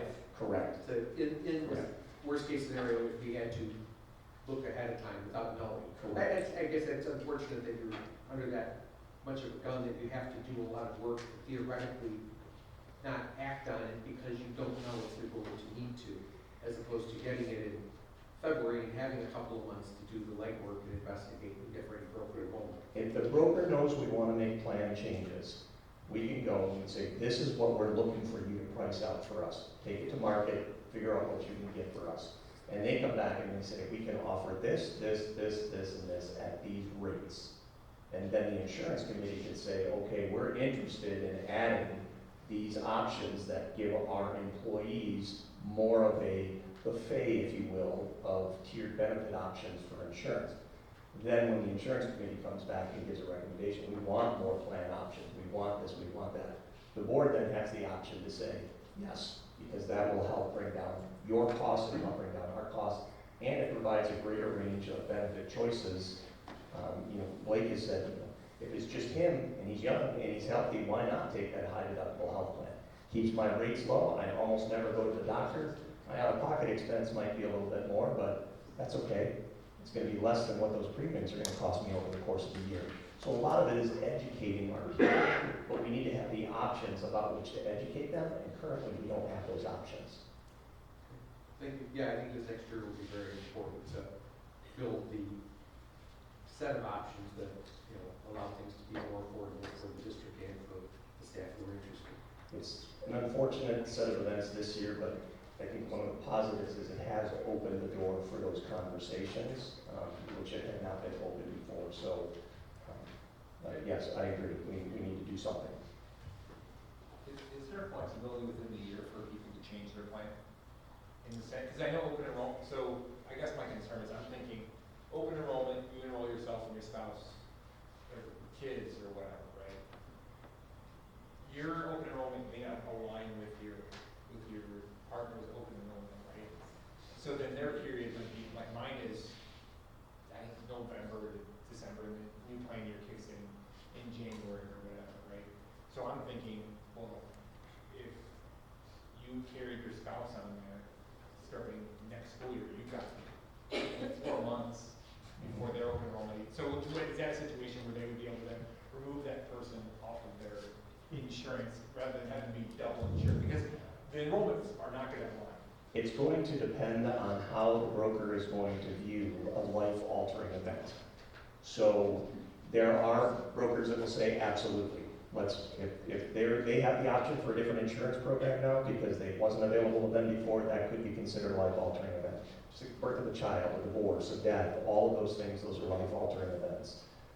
So it just depends on the definition that's acceptable, but we can always be allowed to override things as well. So we can certainly take that into consideration if somebody said, hey, I need to come off your plan, or I gotta go over here, or I need to bring my husband on because his company just lost the insurance or jacked him so much we can't afford the premiums. We would work with the employee to benefit them. Anybody else? Roll call, please. Ms. Stephen? Aye. Mr. Cook? Aye. Mr. Benitez? Aye. Ms. Champagne? Aye. Mr. Fortenberry? Aye. Mr. Nordstrom? Aye. Thank you. Next item, summer 2026 furniture approval. Dr. Wolf. So as I alluded to at the BDF meeting, we are actually changing furniture vendors for the transportation project. We're getting the same high quality furniture from the same manufacturers, going through our on-the-estate contract with a company known as Larson Equipment. As opposed to EDI, it's brought down our freight and our assembly costs. So we're very happy with this new direction, with this new company.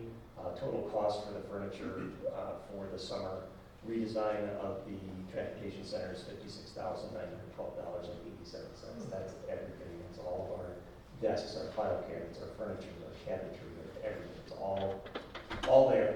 And the reason it's coming to the board now is because we have to wait until after all the bids are in and all the design work has been done before we understand what furniture we're actually going to put in those places. So this is typical to see the furniture quote come after the rest of the bids are in. Thank you. Motion to approve the awarding of the furniture package bid for the 2026 Phase 4 renovation project to Larson Equipment, the furniture company, in the amount of $56,912.87. Motion by Ms. Champagne, second by Ms. Stephen. Any questions? Roll call, please. Mr. Cook? Aye. Mr. Benitez? Aye. Ms. Champagne? Aye. Mr. Fortenberry? Aye. Ms. Stephen? Aye. Mr. Nordstrom? Aye. Thank you. Next item, summer 2026 roofing maintenance proposal. Dr. Wolf. So back in January of 2024, the board approved a long-range roof improvement and maintenance program. And so this is now going to be the third step. We go out through 2031 of getting sections of our roof over here at ZBTHS They come in, they vacuum the gravel off the surface, and then they patch anything that needs to be patched, and then they literally flood it with this energy efficient, reflective epoxy coating. And it gets us another 20 years out of our roof. It's warranty for 20 years against failure. So instead of having to tear off your roof completely, put down all the insulation, re-roof, retard, you use this product and it saves a lot of money. So the next phase is a section of the building where basically just to the west of where we are sitting, the entire classroom area up above here. It's on the map that's in your packet. And the cost to do that is in the maintenance budget is $1.25 million to continue our agreement with Tremco to get that segment of our building done this summer. All right, thank you. We have a motion to approve the budgeted roof restoration project with WTI in the approximate amount of $1,235,000. Motion by Ms. Champagne, second by Ms. Stephen. Any questions? Roll call, please. Mr. Venus? Aye. Ms. Champagne? Aye. Mr. Fortenberry? Aye. Ms. Stephen? Aye. Mr. Cook? Aye. Mr. Nordstrom? Aye. Thank you. Next item, potential property purchase agreement. Dr. Wolf. So attached to your packet as well is an executable copy of a purchase agreement with Marty Meyer Engineering Company. It's actually a trust to purchase the Meyer Engineering Building located at 1139 Lewis Avenue. We've been talking about this quite a bit in closed session, also in public session at the last meeting, for the purpose of addressing some immediate short-term needs to relocate our transportation operation while the transportation center is being renovated, but then also for future potential alternative learning programs, some CTE, career tech ed. The future is boundless for this property. It's an incredibly well-built building. We've actually been in the process of the independent appraisal as well as an all the land survey, which I just got back yesterday, and then a phase 1 environmental study, which is being done this week so that we are in compliance across the board.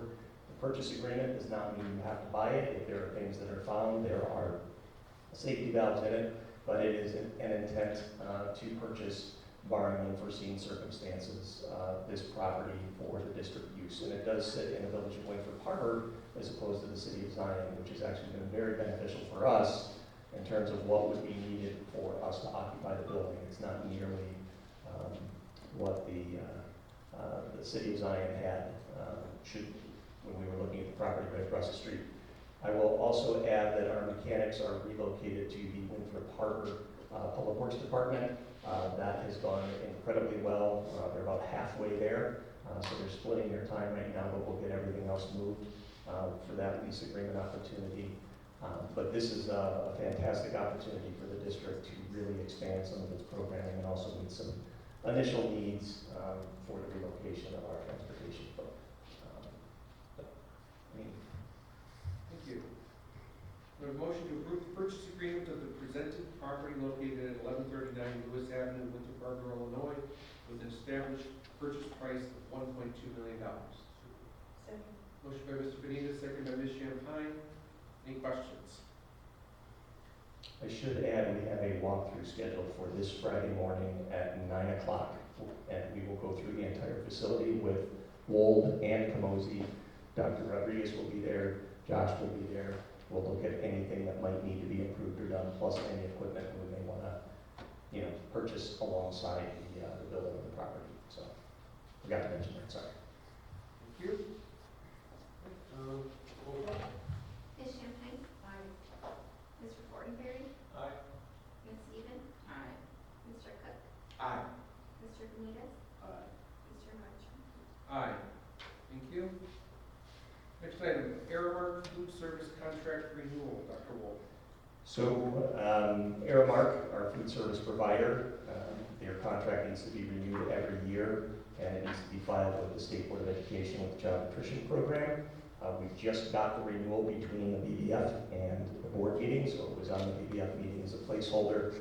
Did get the actual numbers back. They're looking at a 4.1% increase over last year. Did an analysis of what our average monthly costs were just for student food service, And so we are looking at moving from about a total contract amount of $1,187,000 to $1,236,000 for next year. That reflects a 4.1% increase based on CPI and the goods and services for food and the cost of consumables for food service production. I'm actually very comfortable with this increase. All right. We have a motion to accept the recommendation for the renewal of food service contract with Aramark for the 2026-2027 school year, an increase of 4.1% over the 2025-2026 rate as presented. Motion by Ms. Champagne, second by Ms. Stephen. Any questions? Did say next year is when we have to go out to bid? Actually, I was mistaken. We actually signed a contract with Aramark in 2024. It was the year before I came. I apologize. Yes, I did say that. I was incorrect. So we have time, but we can always go out to bid, but we need to go in the fall. We can't go out any later than that because of all the loopholes you have to jump through with the state for vetting food service vendor. So we've been very pleased with Aramark. They've done a good job. Great. Thank you. Roll call, please. Mr. Fortenberry. Aye. Ms. Stevens. Aye. Mr. Cook. Aye. Mr. Dominguez. Aye. Ms. Champagne. Aye. Mr. Nordstrom. Aye. Thank you. Next item, 5-year financial plan. Dr. Rodriguez and Dr. Ray. So what we do have for you is the 5-year financial plan. They will pass the document. Version 1.0. Yeah, 1.0 for now. After the umpteen iterations that got us to this point.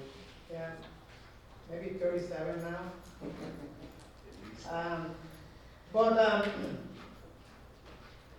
Very proud of the work, here.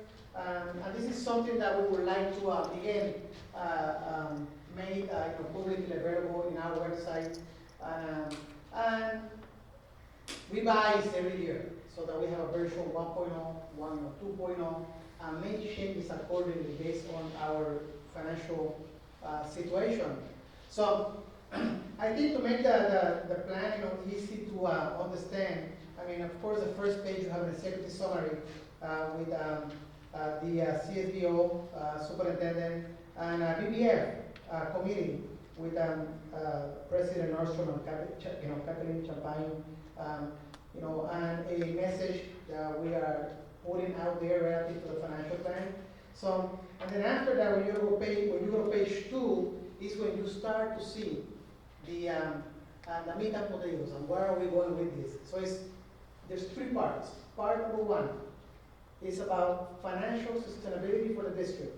So on October, the policy committee decided that we would like to increase our operating fund balance in order for us to meet our contractual obligations, employees, facilities, I mean, everything we do. In order for us to be able to provide, educational services for our students. So basically, what this is establishing a fund balance, utilizing policy, targeting is 55 to 60% of our annual revenue for each operating fund.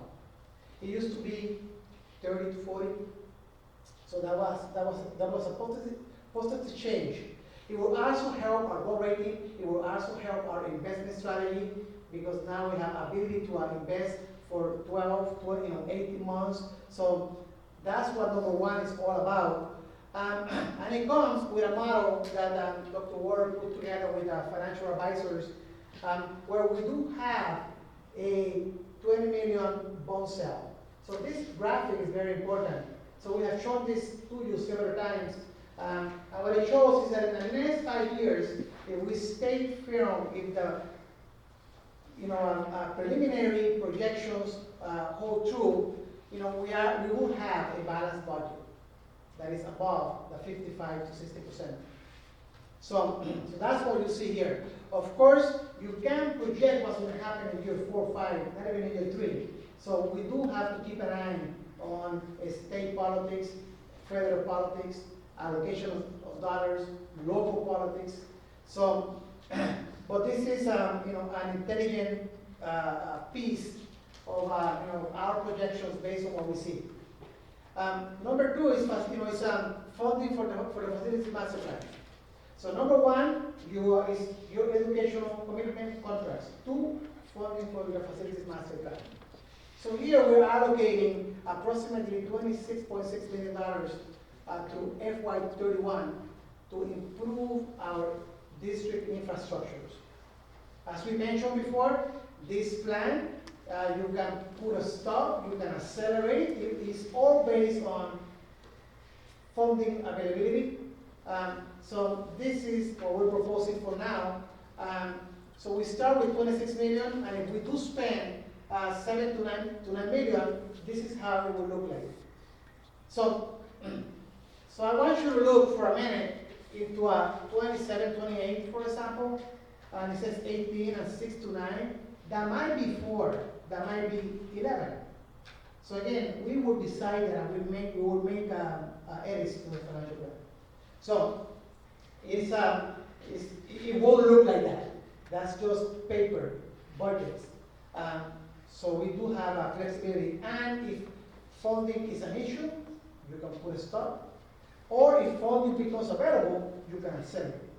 So that's so that piece is there. And then number 3 is tax relief. So our commitment to a tax relief for our community. And that commitment starts in our buildings. So this idea of decreasing the fees, it is a form of tax relief. And it benefits all students.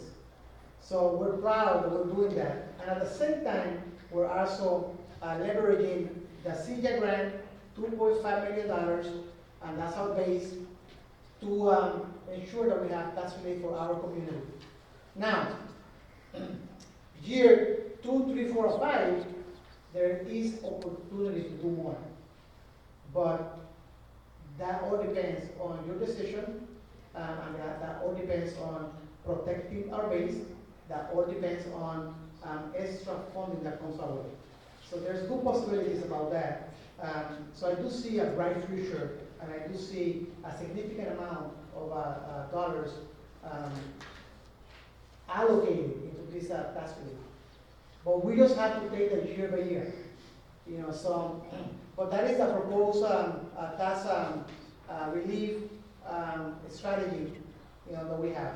So I take any questions on the financial plan, and as today finally is up for your approval. This is something that we wanted to do in December. Then we have our challenges with CJA and the work that we needed to do. All of those things are now defined, so we do have a 5-year financial plan for your consideration and approval. Questions from anybody? There's been significant conversation, I think, at multiple individual committees and then across more than one different committee. So thank you to you and Dr. Wall and everybody who participated in helping get this to the point where you're able to approve it, and it's an amazing roadmap for us to be able to keep ourselves on track and adjust as needed. That being the case, all right.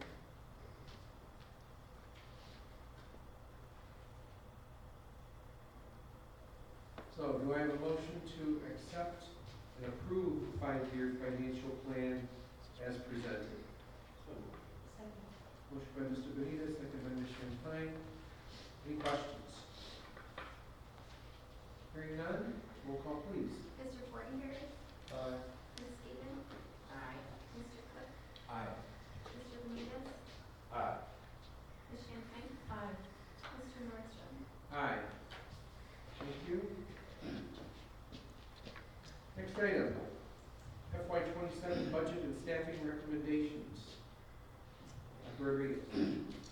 So the idea that we have a 5-year financial plan doesn't mean that the budgets are going to be cut and paste, or that there's no work that we have to do every year. So What it actually means is that every year we have to engage in projections about our best ideas relative to how much funding will be coming the following year when we still don't have an approved budget by the state. So every year, we have done this now for since I've been here since day one, and every year I highly encourage the Board of Education to engage in this process and don't abandon it ever, because it has produced positive results, for us as a district, and that is what we call the budget carousel overview and process. So, and this is really the idea that the administrators, along with their staff, they start to reflect on what's working, that return on that investment, as you saw earlier today in athletics, as you saw in programs, as you saw with our English learners, as you saw with our business programs.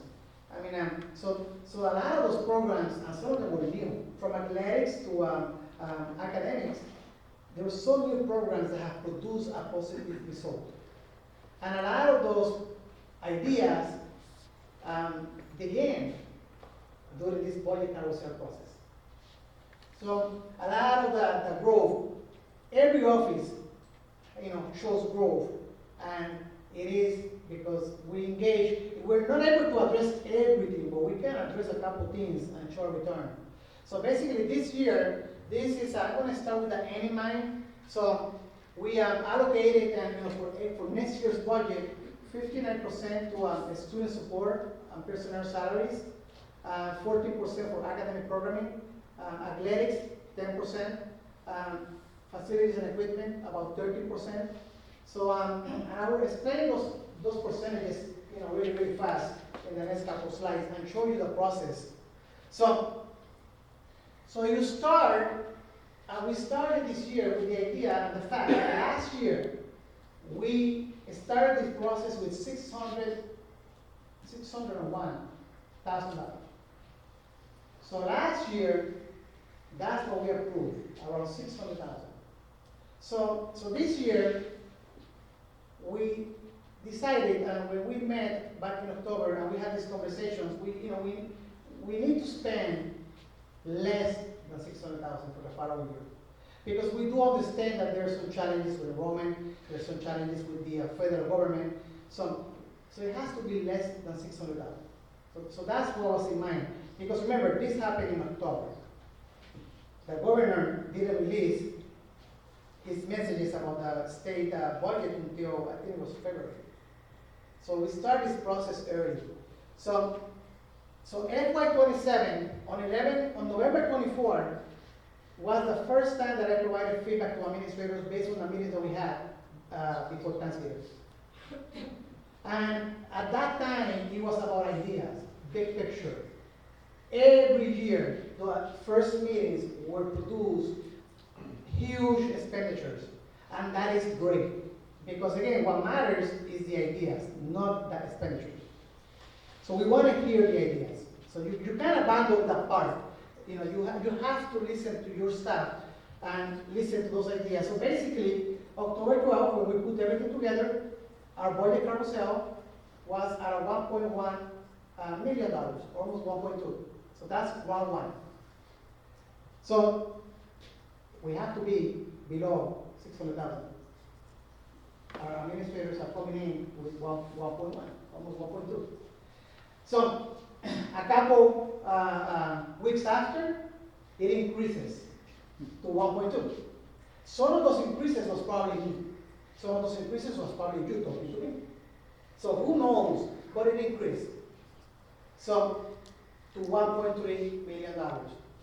So it's still good work because we're only in January. So let me tell you something. I have until March 1st, Jay? I have until March 1st to get it together so that Jake and Cynthia can provide me with sectional numbers and do this thing of maybe eliminating or adding positions. So there's a programming piece and a sectioning piece that follows this. Because then on March 15, you have to do, in HR, you have to do, Ms. Moreno, our future staffing so that we can start hiring people. So there is a timeline here. It's not that you can just do this in one month or do it or do a quarter pace. So that's why on the 7th I still have time. February 23rd, it comes to 8:56. That's the third round for the budget carousels. And then we were able to bring it down in March to 739. And then March 30th, Sacramento sent me the final number, is back to 856. So now, again, 600,000 or less is what we have. I'm now at 856, and all of the ideas are great ideas. Our final number is 390, and I'll show you, based on the numbers from finance, how we got there. Okay, I gotta go all the way to the end. I'll come back to. So basically, our budget carousel approval is 556, of which 262 is a certified reduction staff. 3 certified positions are reduced.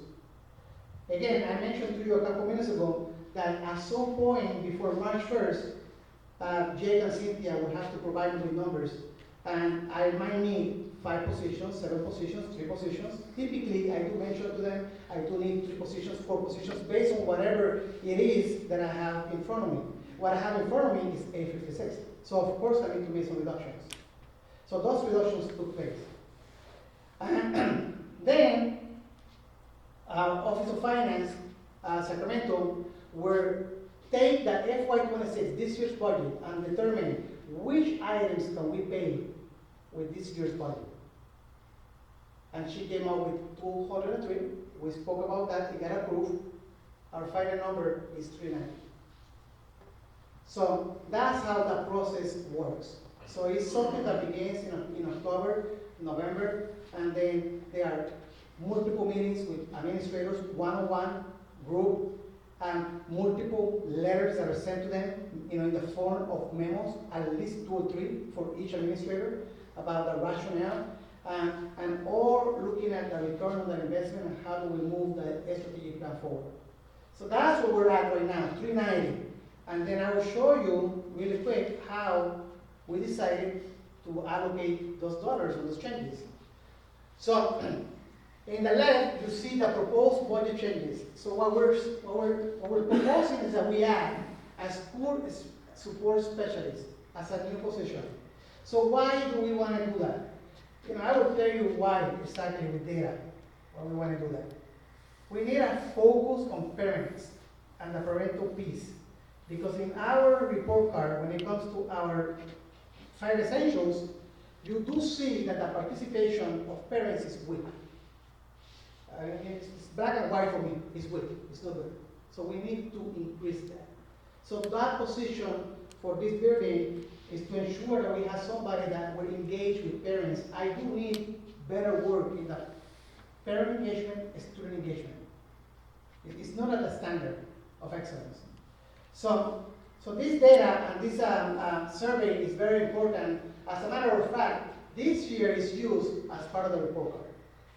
So they have this thing called elevating indicators, and if our students participate in the survey at a certain percentage, that will get your report card potentially at a higher level.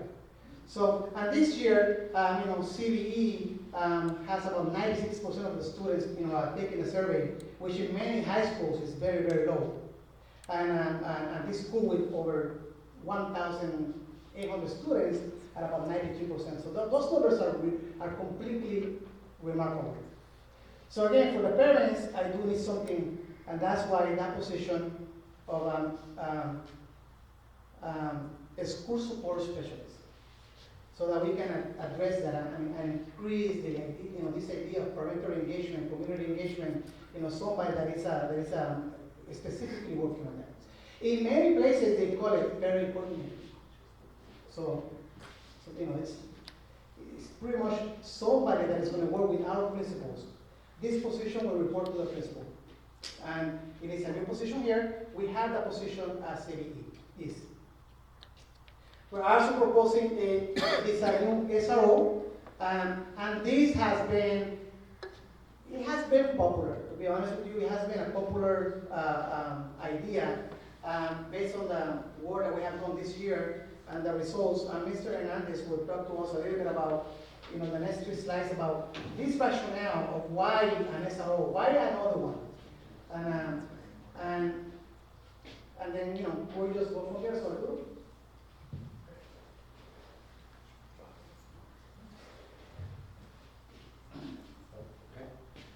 Good evening, board.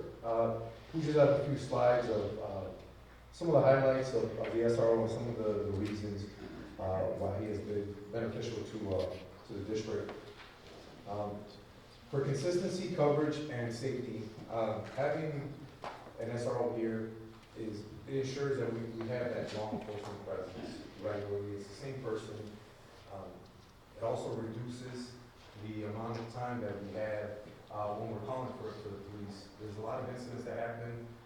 It could be something minor, and just today actually, we had a different situation that involved somebody else from a different department that called us. So that eliminates a lot of that time, and the fact that they know the SRO, it just makes things a lot easier than having an outside unknown officer come to the school and maybe deal with that and either interview someone or take a police report. So again, that just avoids having that unfamiliar face of someone from the department that either our students or our staff may not feel comfortable either, speaking to.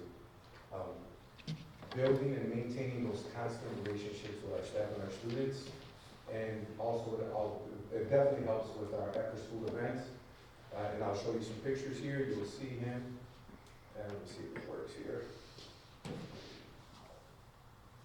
So here's some activities that our SRO has participated in, including our prom. Again, it's just that familiar face, having them around. The students really feel comfortable, feeling like they can actually come up to him in the event something were to happen and not be so reclusive. Another benefit of having a second SRO would be better coordination in a high-stress environment in the event of an incident. Having an SRO that would just deal specifically with that incident, and having another SRO deal with the logistics, the communication, the perimeter, ensuring that communication is being transmitted to responding officers, while one officer deals directly with that emergency. Obviously, having that immediate police response as opposed to a fairly quick response, which is, it's nice in Zion because it's a small community. But having those officers in the buildings, you're going to get that immediate response. We're also using the SRO to be participants in our threat assessment. This is important. I think that having the SRO share intelligence from school to school, because our kids are intertwined, and some of the issues that happen between students, they don't see a boundary of this building and that building. So having that shared intelligence is beneficial to the district. Again, having that strengthened relationship with the Zion Police Department, having that redundancy and knowledge of our buildings and our protocols is also important. In the event of an emergency, you're not having officers that really don't know what's going on or really don't know the building. Just recently, they were here during spring break for training, and a lot of the officers found it really difficult, even though we only sectioned off one section for them to do a training. They found it difficult kind of getting around and maneuvering through here because of the complexity of the building. So having that institutional knowledge, having that redundancy knowledge really helps us. Again, relationships, prevention, and support. The idea of, I think, nowadays in law enforcement is that it's always been, for a long time, a reactionary type of job, right? Like, you get a phone call, you get a 911 call, the officers respond and they deal with the situation. Having those officers within our buildings allows them to really take on a different role and be proactive and not just reactive. We want them to be here, and having that additional person will allow one to deal with the incidents, you know, because there's multiple incidents and they can be minor, not everything is big here. You know, it could be a vaping incident, it could be a school fight, it could be something at home, but we can have another officer that really focuses on maybe some mentorship, some conflict resolution, some more follow-ups, and maybe do a little bit more training, which I think is needed. You can never have enough training in school. I think if we can utilize that additional person to build that up, it would be really beneficial, building the trust, and hopefully the idea is to really assist with the discipline. Hopefully we can move away, we could add some of those restorative practices as opposed to the punishment and really do some educational things, which I think was mentioned, especially with the vaping. I think if we can have something where we can build an educational component to the SRO, where they're giving these presentations and the dangers and building that into that program, hopefully we can decrease some of that. And again, the community engagement. We've had our SRO, especially during the ICE situation that we had, our SRO presented to the community, because a lot of them were scared. They were able to come in and actually hear the presentation that we provided to our administration from the SRO. And I think that's about it in a nutshell. Thank you. So it was hard to imagine that an SRO was going to be as successful as what we have experienced, because in the early stages, I mean, I myself have my reservations about the SRO, but we established a standard, an expectation, and we decided to continue with that. And this provides opportunity. Right now, we are applying for the COPS grant, and if that is received, I mean, that will pay for both positions. So that 390 will go down significantly. If we don't have the positions, you don't have opportunities. So certain businesses here is a business plan. There's something behind it that I know. So let's continue seeking those opportunities. So in concluding with this FY25 budget,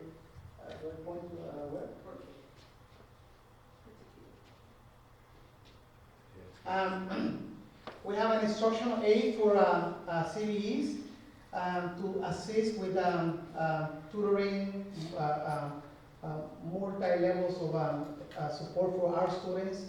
So that is for CVEs, recommendation from Mr. Wyland, to again work with students one-on-one or small groups. So that's what we're adding. So when you look at additions, you're adding 3. And those are supports for students in one way or another, outside of classroom support. And then we're reclassifying some positions. I mentioned to you before that we are reducing 3 FTEs, where one will become a school social worker with a focus on substance abuse. So that will be housed in the MTSS center. We now have one.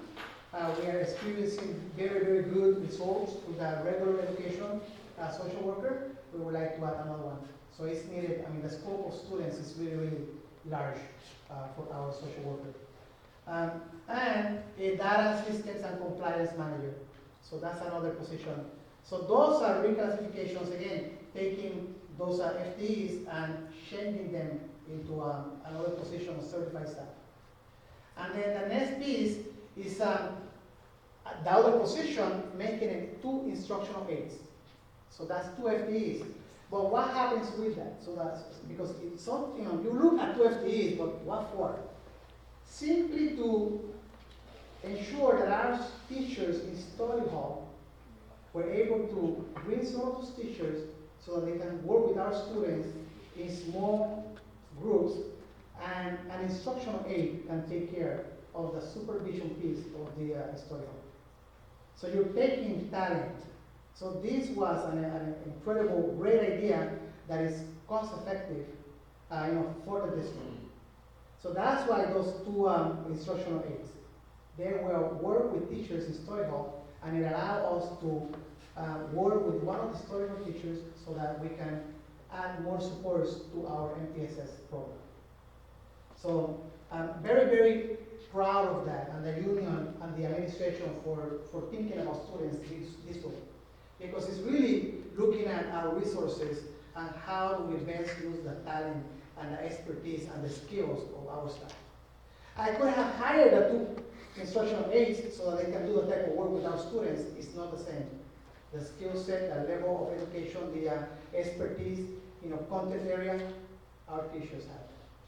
So that is the idea with those two positions. I know when I presented this to you, it all looked, as if it was all these positions, but I hope this gives you the opportunity to see that those 3 FTEs are reclassified, and we're adding what you see on top. On the bottom, you see additional pieces, event staff pay increase that was recommended by athletics, and it was the same for many years. It was very low. Internship seminar, possibly a bust for athletics. Mr. Nini did some homework on this and research in some school districts, and there are a couple of school districts that are doing this. So it's looking positive that we might do this for next year. ANROTC is stipend increase for 1, 2, or maybe all 3 staff members in there, and that is something that Human Resources is working on that we might do. That's not a lot of money, but it's an additional expense, and I'm just giving you everything that we're adding. And services, supplies, tuition, for our teachers and staff. The idea of maintenance, this pickup truck that we're looking to purchase. I think it's a skidder, is it called? Skid steer. For snow removal, that is part of that as well. So again, you do have operational pieces, and you also have instructional and student support. The majority of the money is geared and is sent to the most important place in the district, which is the classroom. So with the operational piece, we're not allocating a lot. So in the right, you see what we're paying with FY26. So these are items that we have the ability to plan and pay with this year's budget. So we have done this, for many years in the past. Every year we do the same thing. So that's how it works. And the organizational chart for the district, I have it here, is almost identical, just small changes. The school support specialist reported to the principals. The data manager reports to Dr. Ligangi. But the reporting structure and the organizational chart has minor changes, and it's mostly around who reports to who, and assignments that I look into and provide to the different administrators. But there's no changes in the org chart, just assignments. It's called other duties and assignments. So it might grow for some people. But that's the FY27. I take any questions, and again, it's the idea here is that we are balanced. That at some point, I do understand. Actually, not only me, Mr. Carson and Ms. Moreno understand that in FY28, FY29, those are very, very challenged years. It's already on paper. It is already on paper where we might have to reduce a little bit more and be more aggressive with that. So, but we'll talk to you more and more about that. Right now, we will do excellent, with 3. There's no need to go any deeper. And this is work that was planned. This didn't happen in October. Like I'm telling you again, in FY28, FY29, it is already on paper. And there is a plan already about how do we do that through what is called natural attrition. Plus, we may have to do a reduction in force. But we will work with our unions in addressing all of that. if he gets to that point. So, but for right now, it looks very positive and very good. It looks strong. So I hope this will help, and I take any questions.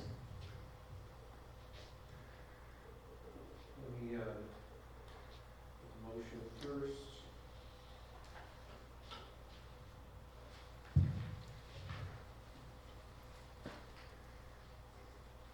For the motion to accept and approve the budget staffing plan as presented. So moved. Motion by Ms. Stevens, second by Ms. Champagne. Any questions or comments? Again, I think this has been discussed a couple of different times in various iterations as you've gone through the thought process and evolution of the budget carousels, personnel committee, other things that have figured into this within BDF. So there's been an opportunity for discussion. So if there's no other comments or questions? Roll call, please. Ms. Champagne? Aye. Mr. Fortenberry? Aye. Ms. Stevens? Aye. Mr. Cook? Aye. Mr. Ramirez? Great. Oh, aye. You know. Mr. Hartson? Thank you. I need to pay attention. All right, next item, county school facilities tax resolution. Another acronym, CSFT. Another acronym for us. We did share with you a video about this, and many school districts in Illinois, in Lake County actually, are voting in favor or against this resolution. And what we know is that it provides additional resources to school districts, that are in need of school improvements. But I want you to know something. We were very intentional in adding SRO into this. So this could potentially pay for the school resource officer. So it is intentionally added there, as part of the work that we do as superintendents, and the idea that in our district, whatever revenue source that I can tap into. And when you say, could you speak on that a little more? When you say added or included, meaning the SRO is specifically listed as an acceptable use of the funds? That is correct. Exactly that. The SRO is an acceptable use of the funds, if this passes. In addition to school improvements, not staffing, not textbooks. There's certain things that are not allowed.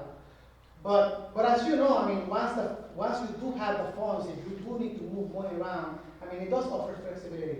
And this is, I think, if I recall, this is about $2.3 million, Jim? Projected was just over 2.2, I read about 2.3 is the projection. Around $2.3 million. So imagine for a minute, and this is not going to happen right away. So I mentioned to you before that my opinion is that we're going to start to see some of this funding in FY29. So this is an opportunity for you to add more to the task relief strategy that you have. You decide that, but this is a great opportunity to do that. Because it is $2.3 million that you didn't have. So you could take whatever amount you want, $1 million, 1.2, whatever the case may be, as a task abatement. Now, you cannot do that unless you have the bonds, strategy in place. Because if you do it without that, your base will be affected negatively. So if you really think about what we're doing here and how we are structuring ourselves, a spring of 2028, we go for the bond sale. Spring of 2029, you start to see this money. You can start doing abilities, if you want. So it is by design. It's not by chance that those ideas and those deadlines are there. On the The same thing happens with a big project that we are thinking about proposing to you about this building. It's, also, spring of 2028. So it's all aligned so that, based on when the funding is coming in, you are making those expenditures or investments or tax relief strategies. So, so this is a positive for District 126. It's positive for many school districts in Lake County. It is something that I highly recommend. I do know and I understand the board members that might have questions about it or the idea of taxation and how high it is.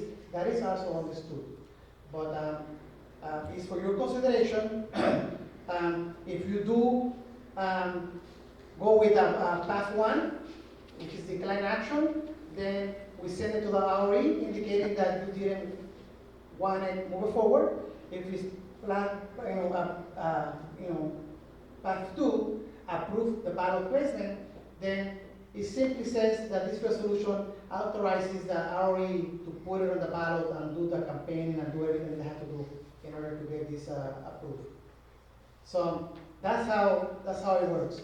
My intent and my plan is that based on your decision today, and once we approve the minutes next month, I will send it to the RE because we are we are on time, when it comes to this. We have to send a resolution and the minutes, to keep all of them on record. Because again, the RE is the one that is taking action and moving this forward. And this is the timeline. If the resolutions are passed and everything is done before August 17th, the timeline is here where the county clerk certifies those resolutions and the RE moves forward in making sure that that goes into the ballot, and the voting for that is November 2026 election. So it's in a couple of months. So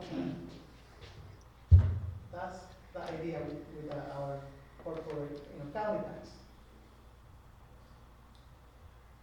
Clarifying question. So for purposes of tonight, the item that was in our packet, is that the item that we're asking for people to vote on, or are we asking for people to authorize the final resolution on next month? We're asking the board to authorize the resolution this month, today. Just want to make sure that we're all on the same page, so when I read The motion, paraphrase the motion, trying to figure out the right part of the resolution to read here.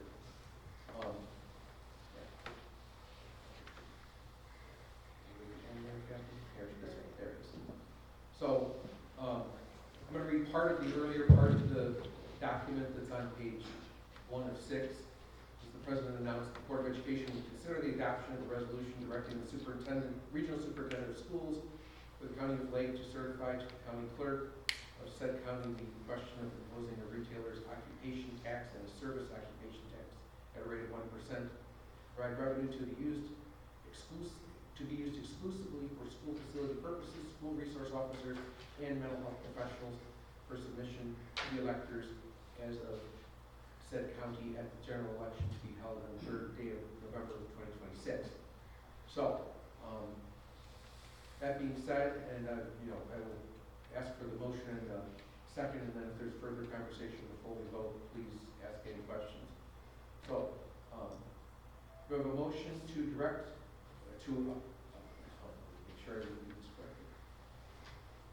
Do I have a motion to approve the resolution directing the regional superintendent of schools for the county of Lake, Illinois, to certify to the county clerk of said county the question of imposing a retailer's occupation tax and service occupation tax to be used exclusively for the school facility purposes, school resource officers, and mental health professionals for submission to the electors of said county at the general election to be held on the 3rd day of November 2026.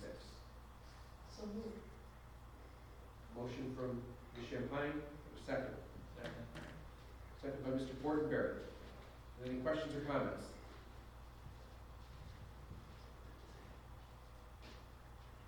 Okay.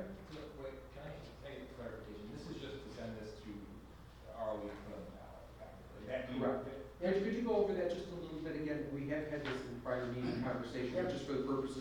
the group and the record and anybody watching the recording, the implications of us voting puts us in with any other districts to then come to the 50+1%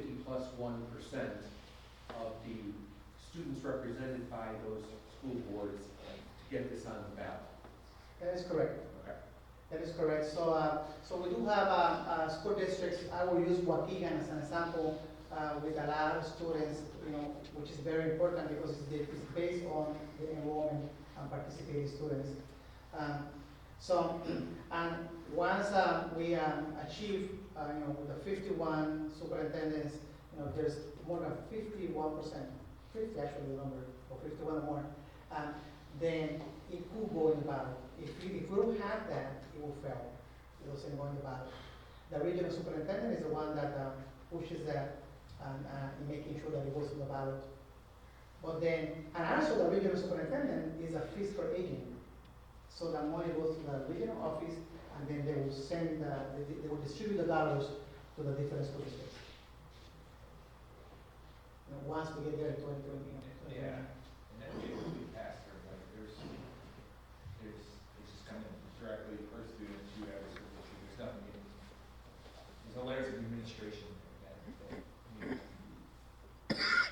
No, and it's based on the collection too.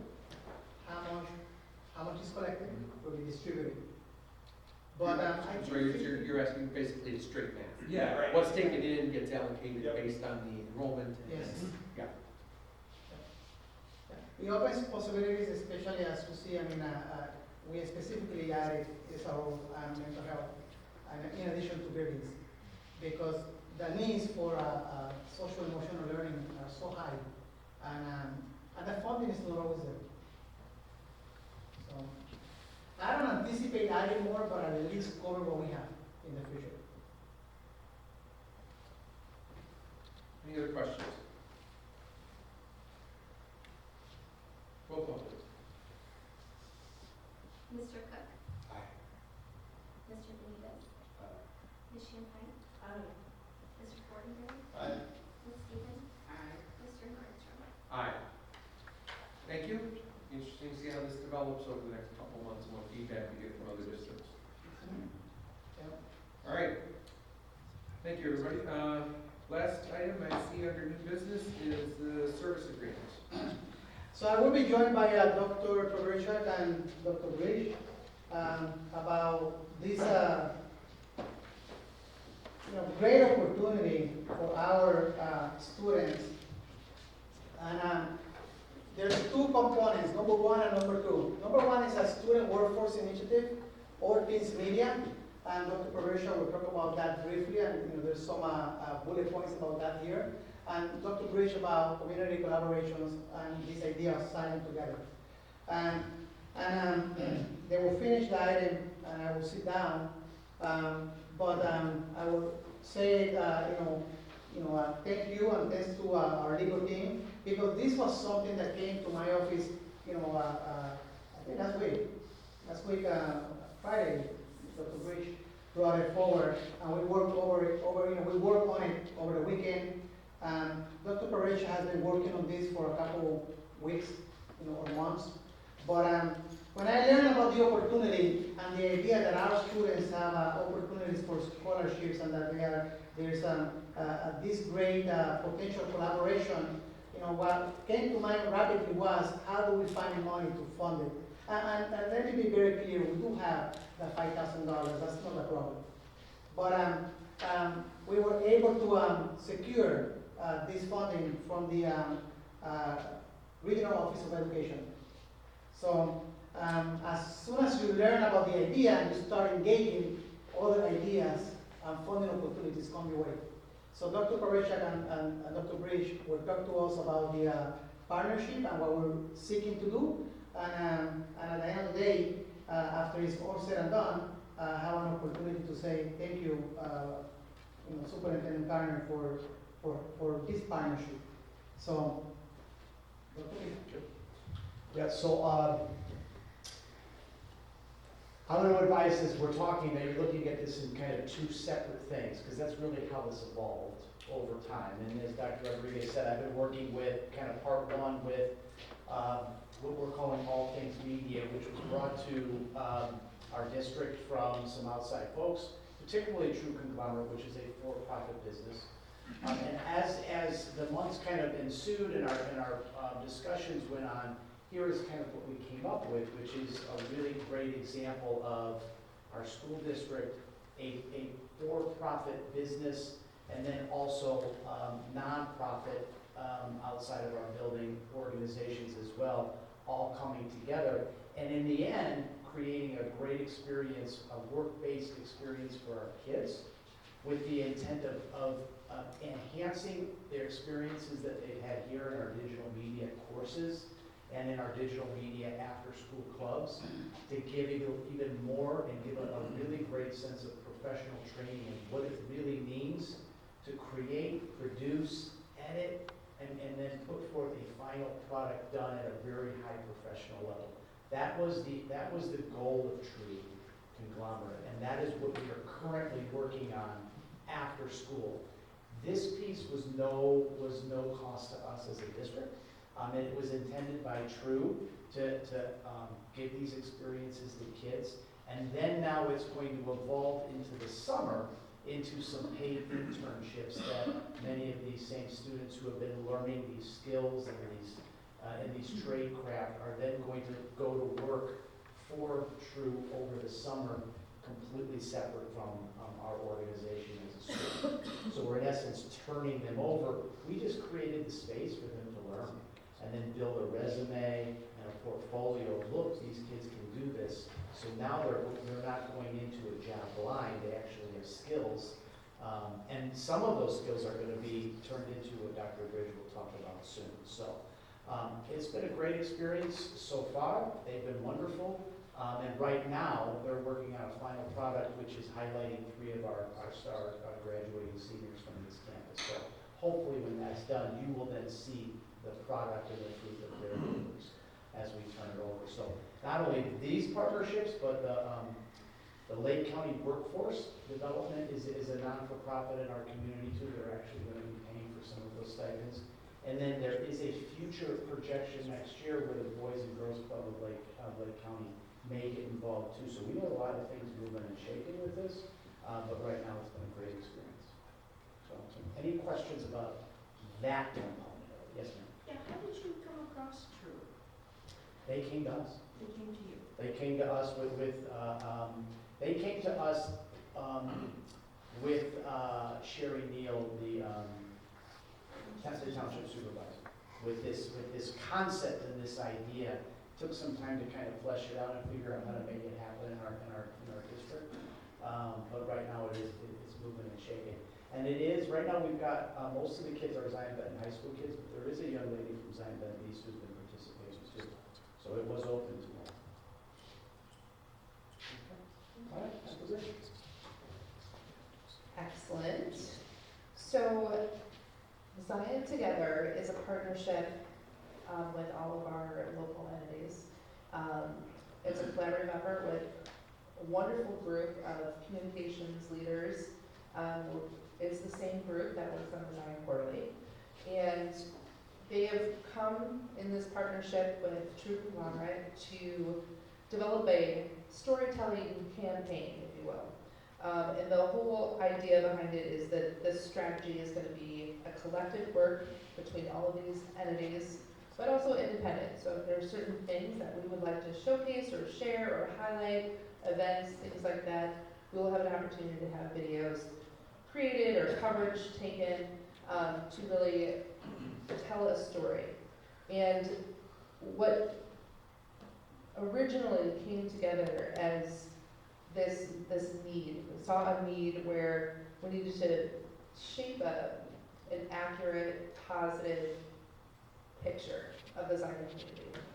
And so we're hoping that we're going to be able to all come together. We have 36 videos for our contribution with that $5,000, and everybody's going to contribute, and we'll have 36 videos that we can create. And the videos will all be different, so we can sit down as a group and decide what our needs are, and then we'll, as a group, kind of vote on them and decide based off of timeline and the needs, if there's anything we can share together.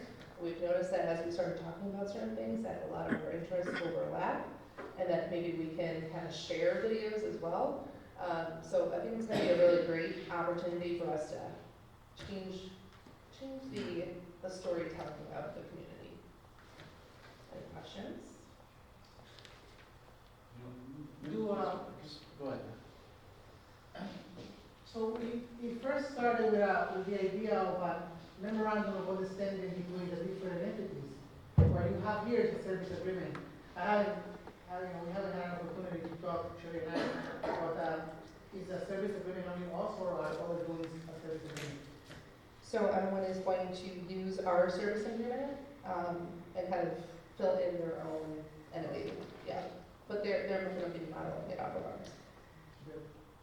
So and that is something that we work together with our legal counsel, because the service agreement is really what we need to do and use for this type of partnerships with guarantees and with legal implications and clarity. About the legal stuff. Yeah, and just a quick addition, the storytelling component, I think is worth kind of calling out, because that is one of the major parts of what's happening now with our kids, is they're being taught in the digital media world in terms of, how do you create questions and how do you get the right sites and everything, because you really want to tell a story in video. And that is what now ended up rolling into what Dr. Bridge just talked about. So when all of this starts to happen through all the taxing bodies, many of our students will be at the forefront of actually going, creating, designing, and shooting, and editing, and finalizing all of these. That was not the purpose when I started having these conversations months and months ago, but this is the power of the kinds of engagement in a community with multiple stakeholders. And then here's the fruits of the labor. And I'm quite certain this was not what we were thinking, or they were thinking many, many months ago when we started these conversations, but it has a lot of potential and a lot of opportunities for our kids to be a part of it, which is, I think, pretty cool. I'll also add that all of the videos that they capture will belong to all of us. So we'll be able to, cut little pieces or take the original footage and reuse and reuse it however we want to. So that's important to note, that we'll own all of this footage. And then also, it's really amazing because they've offered to support us in getting those videos out. So coming up with strategies to make sure that we get viewership on our videos. So they'll work with each entity on whatever their needs are to make sure that they're getting viewed, which is really neat. Yeah. Thank you. Try and craft a motion that makes sense and kind of helps combine and authorizes what we need to do as this moves forward. So, we have a motion to authorize the execution of service agreements to allow for the work to be completed or taken to next steps with all things media and design together initiatives. So, motion by Mr. Benita, second by Ms. Champagne. Any questions? Roll call, please. Mr. Benita? Aye. Ms. Champagne? Aye. Mr. Fortenberry? Aye. Ms. Stevens? Aye. Mr. Cook? Aye. Mr. Nordson? Aye. Thank you. Brings us to the end of our new business. And we have no other business section, so I am going to keep moving. Closed session. Do I have a motion to go into closed session with consideration of appointment, employment, compensation, discipline, performance, or dismissal of specific employees, or deliberations concerning salary schedules for one or more classes of employees, collective negotiating matters between the public body and its employees or their representatives, or deliberations concerning salary schedules for one or more classes of employees, or the purchase of purchase or lease of real property for the use of the public body, including meetings held for the purpose of discussing whether a particular parcel should be acquired, 4, security procedures, school building safety and security, and the use of personnel and equipment to respond to an actual, threatened, or reasonably potential danger to the safety of employees, students, staff, the public, or public property. Motion by Mr. Benitez, seconded by Ms. Champagne. Any questions? Roll call, please. Mr. Cook? Mr. Benitez? Ms. Champagne? Mr. Fortenberry? Ms. Stevens? Mr. Nordstrom? Aye.